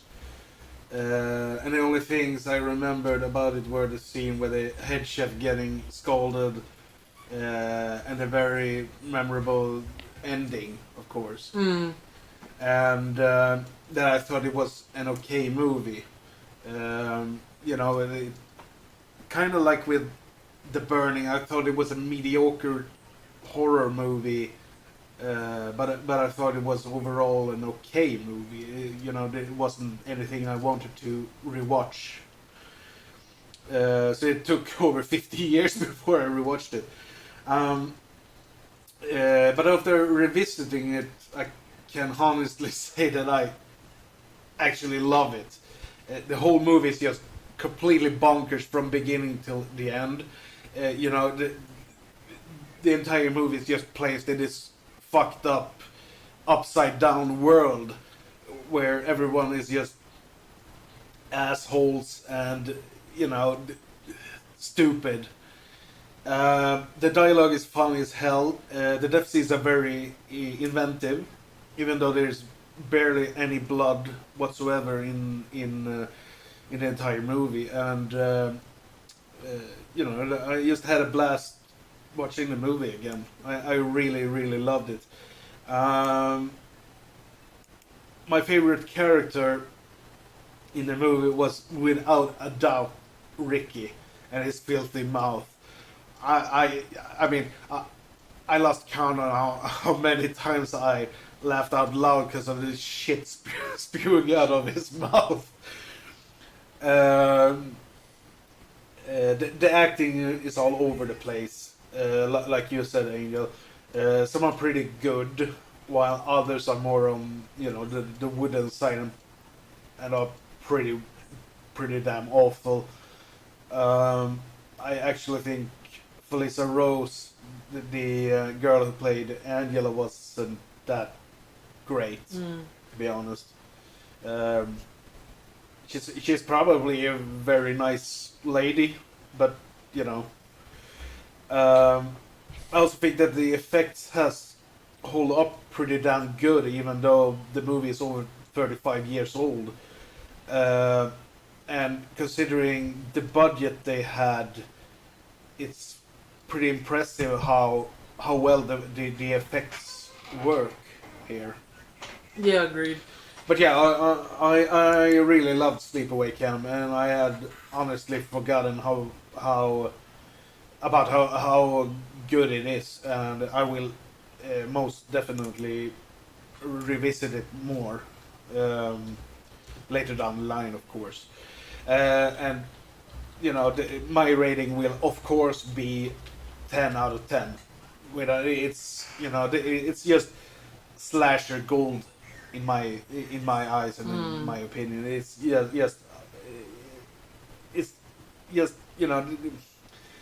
it's bonkers from beginning till the end, and it's just pure entertainment. Honestly, for anyone who has So- been listening to this podcast for at least a few episodes knows already that you would say 10 out of 10. But yeah, I agree about the kills with a girl who gets a knife through her back. Meg. Yeah, Meg. I actually thought that M-E-G. looked really well made for being what's it called? Just cosmetics and stuff. And the makeup Yeah. and effects. And the guy who gets drowned, that also looks really, really well made, even though like the budget was so low that it was. Yeah. Like they put. I actually think this movie had a lower budget than the first Friday the 13th. Yeah, The first Friday the 13th had $500,000. I think this one had $350,000. So it is a low budget movie. yeah, but like. But I think it's pretty impressive with what they managed to accomplish with that budget. Yeah. It's still a very well made movie for their budget. Yeah. One of the scenes, and that's actually the introduction of the movie. When the camera is just panning through the grounds of Camp Arawak. I think that's one of the more, not creepy, but atmospheric and moody scenes in the entire movie. It's just panning, and when you see the gate with a note from the sheriff, and then you see the closed up or for sale or whatever it said on the Camp Arawak sign. You know that something horrible has happened here, and then you get to watch what had happened. I actually thought the introduction of the movies were really, really good. It didn't set the tone of the movie, because the introduction of the movie set one tone, and then the movie just went the other way. Yeah. During the accident in the beginning of the movie, you know, there are a lot of fast cuts from person to person and angles and such. And one of the cuts, you see the guy, the dad's lover, I guess, standing on the beach, and he just utters, "John." That just made me laugh out loud. Honestly, the flashback to where you get to see the dad and his lover, I was like, what the fuck is this some fucking drug trip? Hello? It's like, I didn't get shit. Wait a minute.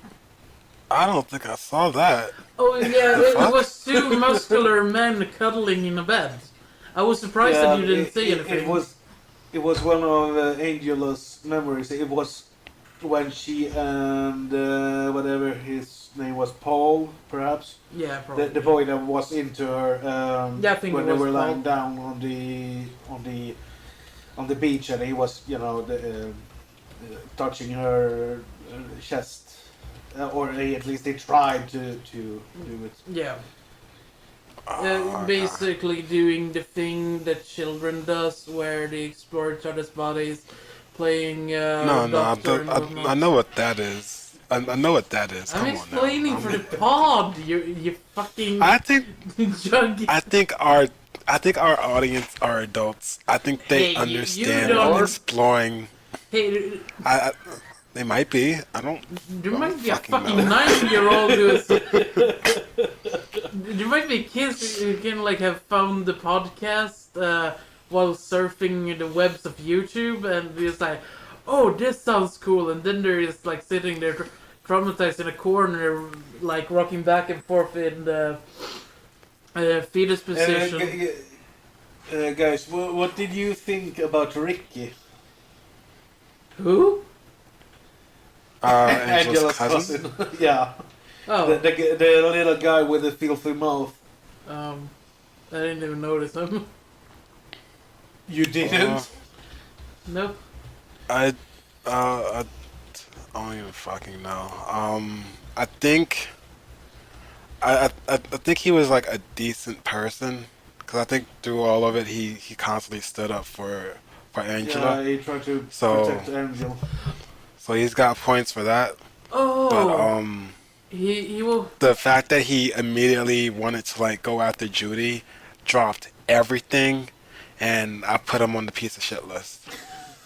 Oh, so you mean the guy who's like, oh yeah, we had something last summer, and kind of like told people to fuck off when they tried to fuck with Judy? No, with Angela. Yeah, okay, then I remember who it is. He's the guy who, you know, the scene when Angela's going out because she's gonna go and well, I don't know, be with Ricky, I guess. And some bullies start to throw water balloons on her. And Ricky comes out and I quote, "You fucking bastards are gonna pay for this, cocksuckers, pricks. I'm gonna fight you, chicken shits, you fucking pussies. I'll kick your freaking asses all over this goddamn camp, you fucks." What? That scene, I laughed. I almost started to cry because I laughed so much. I mean, he just plows through those curse words. Honestly, I completely missed that. But Oh Lord, you gotta go back and watch that scene. It's brilliant. It's just so much fun. Yeah, I cause really love that scene. honestly, like the chat we were talking in, all four of us, it was going ape shit crazy all the time. So I didn't notice some scenes or some notes or like stuff like that. I was trying to keep track of the movie, but honestly, being lewd and joking around was very fun. Another quote I both liked and it made me chuckle was during the baseball match. I don't remember what Ricky said to Billy, but Billy said, "Eat shit and die, Ricky," and Ricky responds with, Oh yeah, "Eat when they shit were and playing the live, Bill." baseball game. Yeah. Eat shit and live, Bill. As someone said, well, at least he's polite about it. Yeah. Oh, yeah. By the way, did any of you notice the stash of the cop? Yeah, it's so fake and glued on. The first time we see him, after they found Kenny, he got a real man stash going on. Yeah. And towards the end of the movie, you get a close up on him, and the stash looks like it's painted on or something. Yeah, like that made me laugh as well. at the first scene you see him, he kind of got the like porn stash going. Yeah, a real man stash. Yeah, and then it kind of looks like they taken paper and like glued on some hair to it, painted the little paper black, and then like sticked it onto his face. Yeah. I mean, if they hadn't done the close up on him, you wouldn't have noticed it as much, I think. But if I remember correctly, that guy was some sort of a model or something. So he did the scene after Kenny has been found. Then he went on a job, so he shaved off the mustache, and when he came back to do the last scenes, they had to, improvise, quote unquote. But what did you think about it, Tiger? I don't even really think I noticed it too much, or rather at all. You were busy shouting. Yeah. Oh, by the way, I'm gonna go back on Judy. There's a scene like just before she gets killed. She gets a real left hook. It's like, Oh yeah. it was so pleasing watching that happen. It's like, yes, you finally get me to deserve your fucking yes. And then we get Sarah gets killed, and I was like, yes. I read my notes and I just had it there, and I had to mention it. Yeah. Okay, should we talk a little bit about the ending then? Yeah. So, thoughts? I don't know. I wasn't like I think we all knew the killer was Angela. Yeah, it's Like it's either very obvious. Angela or Ricky. Yeah. The twist for her having the penis was like mildly shocking, I guess. Not even really mildly, like somewhat shocking.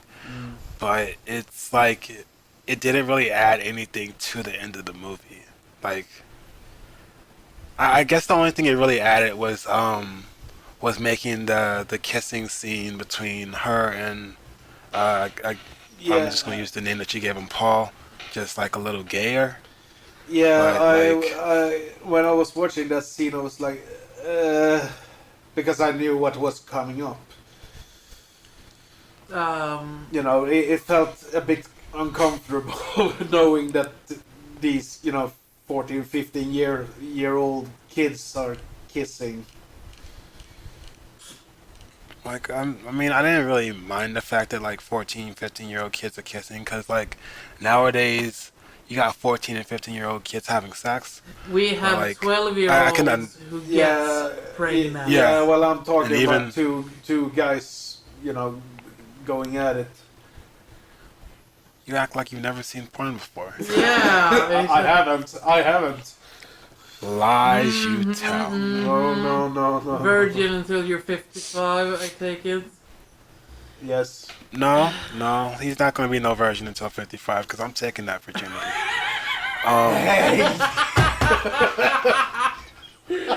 See, you always say hey, you always say this, that, and the third, but you never say no. Exactly. No, So it's like, No. too late. too late. Yeah, it was. Like, I know this is 2019. Anyway, I know this is 2019, but you can't take your consent back now. It's too late. Honestly, it was. We didn't already No, submit no, to no, everything. no. It was It's too not. big of a pause. It was unrelated. Yeah. Anyways, the ending. I don't know, the face she makes in the ending was actually kind of scary to me. I don't know what, but it's like. yeah, it looks like something is wrong. Yeah, it kind of looks like his face. It kind of twisted in a way, and it Yeah. reminds me of Grave Encounters. You know, the girl that turns around. Yeah. Yeah, exactly. It's just like that. Actually spooked me a little bit. But the ending was a surprise for me. The reason it looks kind of wonky when you see the full body picture of him is probably because it was a guy, of course, having I can't remember if it was latex or whatever it was. It's a mask of Felissa Rose's face. I think it was a college student that had to be. He had to get drunk to do that scene, and he cried all the way through it. It's pretty famous about this. Famous fact about this movie. Yeah, but like when we were talking about watching movies, Cinder, my friend, he said, "Oh yeah, it's a huge plot point at the end." I'm like, "Don't fucking say shit like that." Oh, you didn't know about it? No, I didn't know anything about the movie. I thought I had seen the movie before, but most likely that I haven't. That the scene I was thinking about was a scene from a different movie playing out in a similar way. Okay. So the whole ending was a very big plot point for me. I was like, why does she have a dick? Why does she have a small little dick there? Hello? Explain to me. And then when we get to see the flashbacks of, I don't know, her aunt, I think. Aunt Martha. Yeah, yes, like, oh yeah, you're gonna be a pretty little daughter or something, whatever. Angela's real name is Peter, but since Aunt Martha already has a son, she thinks that, well, I already have a son, so I have to have a daughter as well. So Peter has to, you know. Yeah, I get what you mean. And here is a very big thing here. That is a very easy way to make someone a fucking serial killer. Yeah. And it's a good way to fuck up somebody's sexual identity. Oh yeah. Yeah. We see that in a lot of different movies where the killer ends up being a very, very twisted person, and then you kind of find out that, oh, you're actually not the gender you are putting yourself out as, or that you think you are, but not in a good way, like in actual twisted bad way where someone has made you. Yeah. To not offend someone who might be listening. Because actually, this ties into like a news article I was not really reading about, but like a news article I saw on like YouTube and stuff about how I forget her name, but like some female celebrity was like raising her adopted little black boy as like a fucking girl, and I'm like, yup, you're a piece of shit human being for doing that. That child's gonna be fucked up because of that, and then you're gonna wonder why this person doesn't want to be near you or wants to fucking murder you. Let's move away from the subject. Please. What do you guys think about the movie just ending after that last shot? The big reveal of Angela being a guy. it just ends. There's no epilogue, no no extra scenes after that. It just ends. What do you think about that? I would actually want another 5 minutes getting an explanation on what's going on, because they leave you hanging high and dry, and that really, really bothers me, honestly. I want like 5 minutes where they explain what's going on, what happened, how he how he became like that, and the aunt's deal about everything. And actually want to know who the lover is too, and what was going on with that. Because that was a really weird subplot that we didn't get an explanation of. And that bothers me. Wait, subplot for who? The father who has a male lover. Yeah, I want to know what's going on there. Now that I fucking think about it, like, well, I guess it makes more sense to send them to the aunt than to send them to your lover. But like, if you're romantically engaged with somebody, well, I guess the other thing is he might not have even known that the dude had kids. But like, I'm just thinking like he could have just sent the kids to live with his lover for a little while, to live with his lover or some shit like that. But like he immediately died, so it's like he didn't really have a choice. Well, here's the thing also, it's the 1980s, and homosexuality was still not as accepted as it is today. So that's probably a big reason to why. But I mean, like, in a sense, he's just one man, with two children, like. Unless he's like openly like out proclaiming his gayness, which I mean, props to anybody who does that. Be you, do you? But unless he's like out there openly expressing it, there really shouldn't be too much of a problem with it until probably until he brings home another man and the kids see it. That's the only thing I would see. Well, if I remember right, actually, the kids are peeking through the door and they see.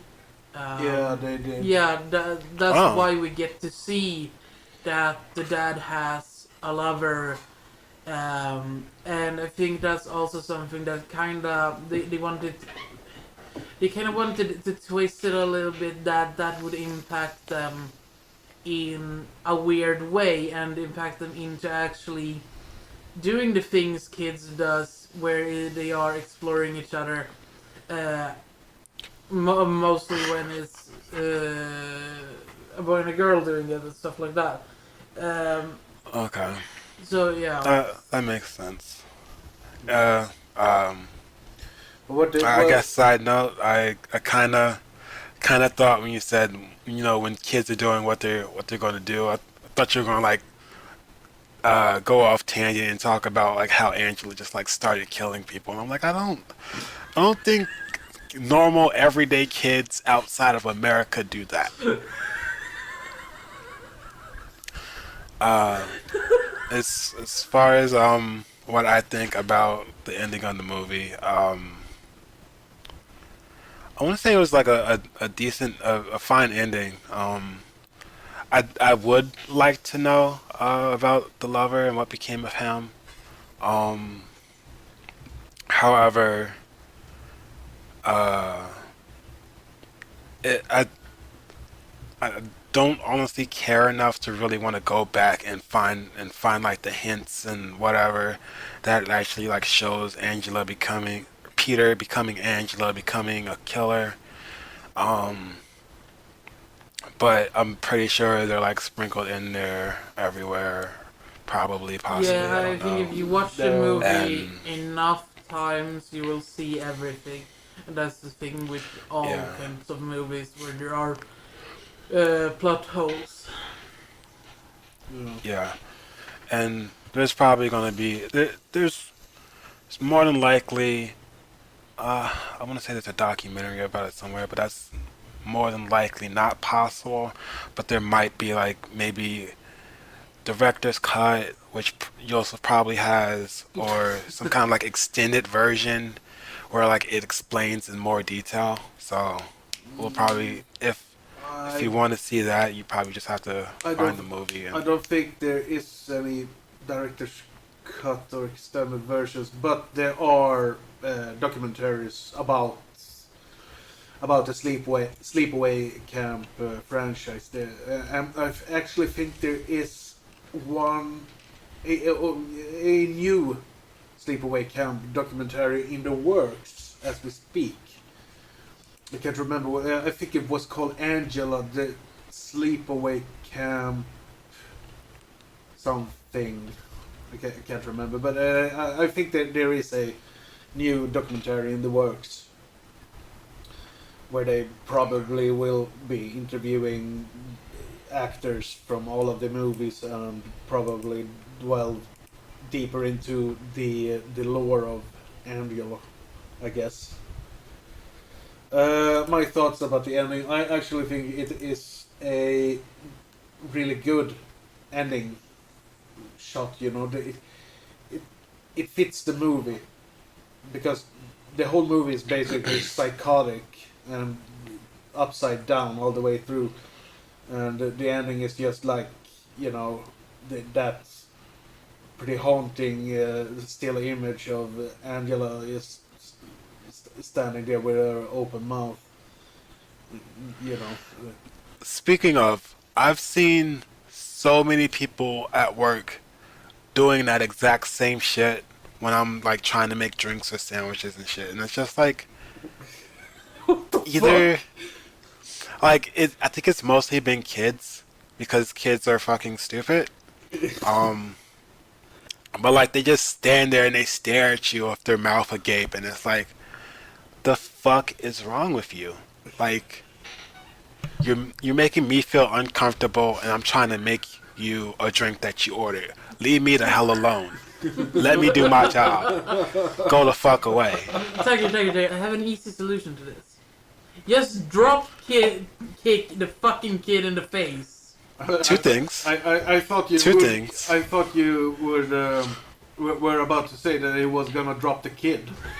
Yes, drop the kid. No. Drop kick the kid in the face. That's how you get rid of them. Then you don't have to feel uncomfortable anymore. So two things, maybe three.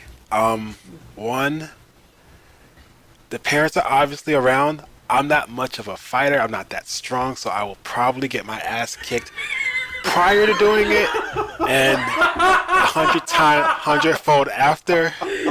Two, I'll lose my job for kicking kids, drop kicking kids rather. Three, I think that's child abuse, and I'm more than likely gonna have the cops called on me after I get my ass beat, and I'll go to jail, and I'll get my ass beat even more.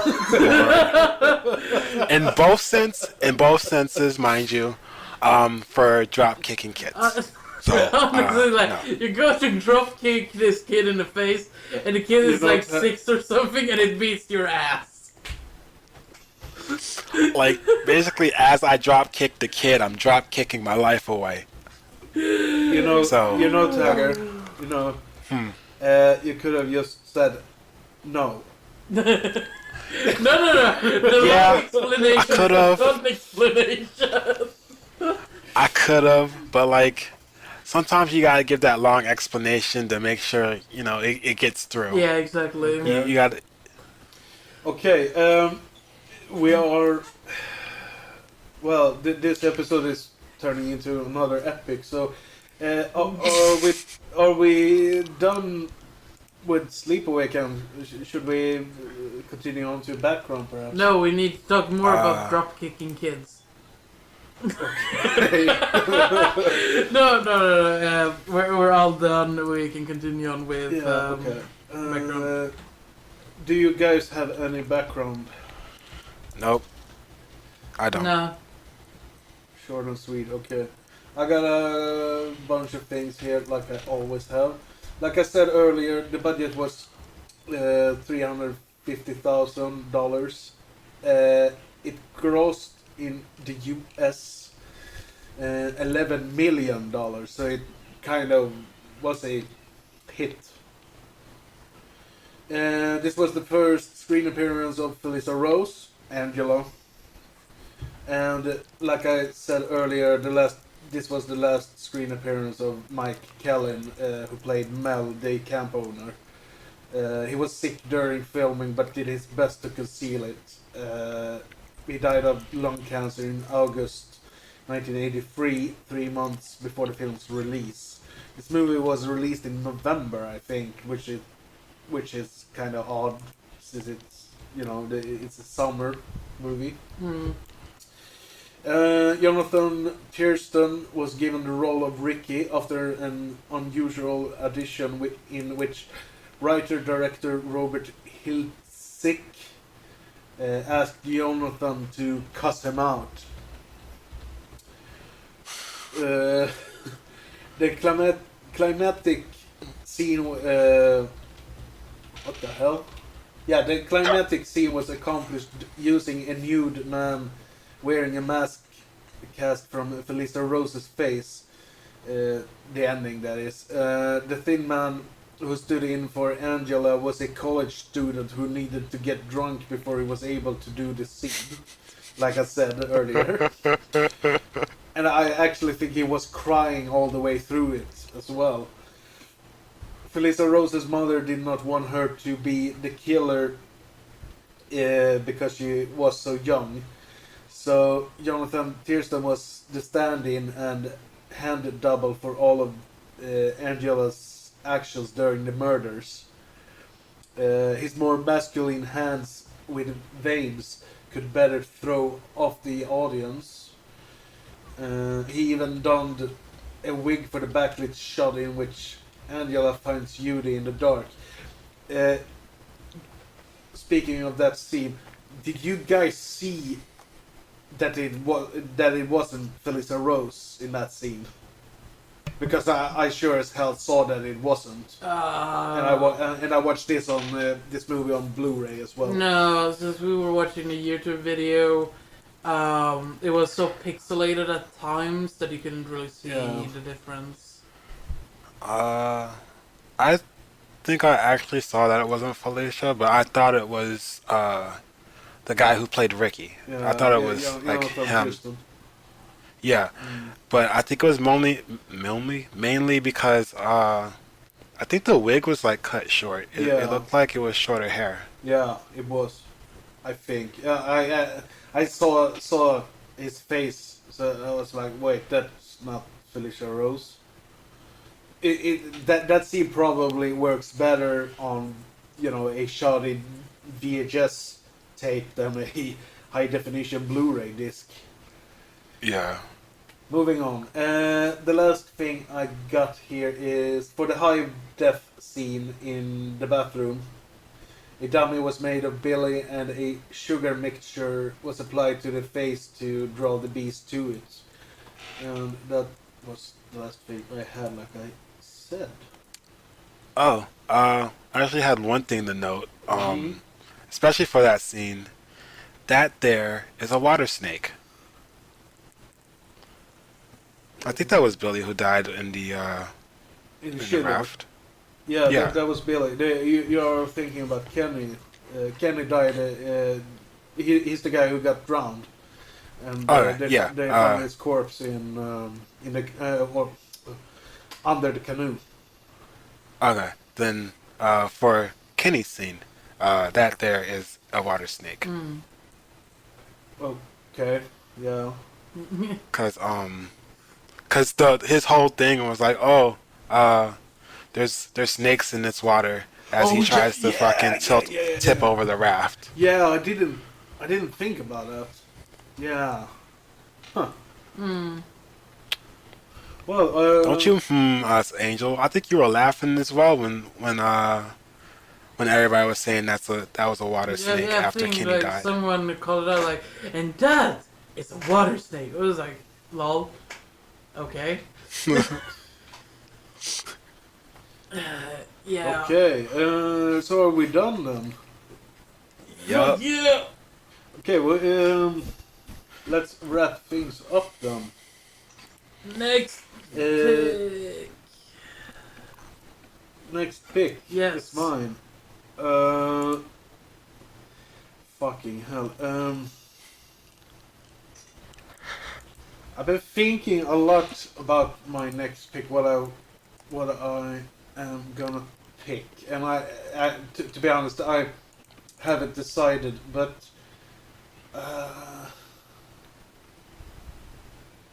fuck it.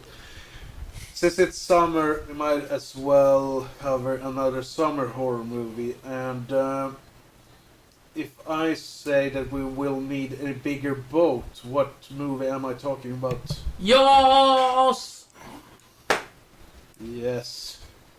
So my next pick, which will be the next episode, will be Jaws from 1974, I think. Steven Spielberg's classic. It's gonna be exciting because I was talking to Zombie about Jaws, and since they might show the movie in the theaters here, I was like, "You're going with me to watch this movie if it comes to the theater," and he's like, "I've never watched that movie," so yeah. Ooh. I hope they're gonna show it in the I theaters. really hope you know which movie I'm talking about, Tiger. Why wouldn't I? It's a famous movie. It's the original Jaws, right? Yeah, original Jaws. You sounded like, what movie is that? No. I was saying ooh to Angel and her and him going to go see Jaws. Yeah, in the movie hopefully at the theaters. theater. Yeah, I will accompany. I will follow them. There you go. But yeah. Fucking. Huh? Oh, I was gonna say fucking Porky Pig. But yeah, the next pick will be Jaws from 1974. I think it came out. Steven Spielberg original shark movie. And we are playing out with Rick Wakeman, The Chase, which is one of the soundtrack songs for The Burning. Before you start up the track, just want to make a slight correction. It's 1975. Oh, okay. Oh, snap. 1975. Shame on me. Please take the whip. Check all of them. Okay, I'm gonna go and stand in the corner again. let's say goodbye to good people before this escalates even more. Yeah, we're up. Too late. We're almost up in 2.5 hours. So, but yeah, For me, it is 2.5 hours. You are 2.5 hours. Your but yeah, face thanks is for- 2.5 hours. Jesus Christ! Thanks for listening, and hopefully we'll see you in the next episode. Say goodbye to the happy campers out there. Don't whip your penis out of kids or your friends. Goodbye, good people. Don't be a fucking pedophile, okay? See you in the next episode. Yeah, thanks for listening. Bye bye.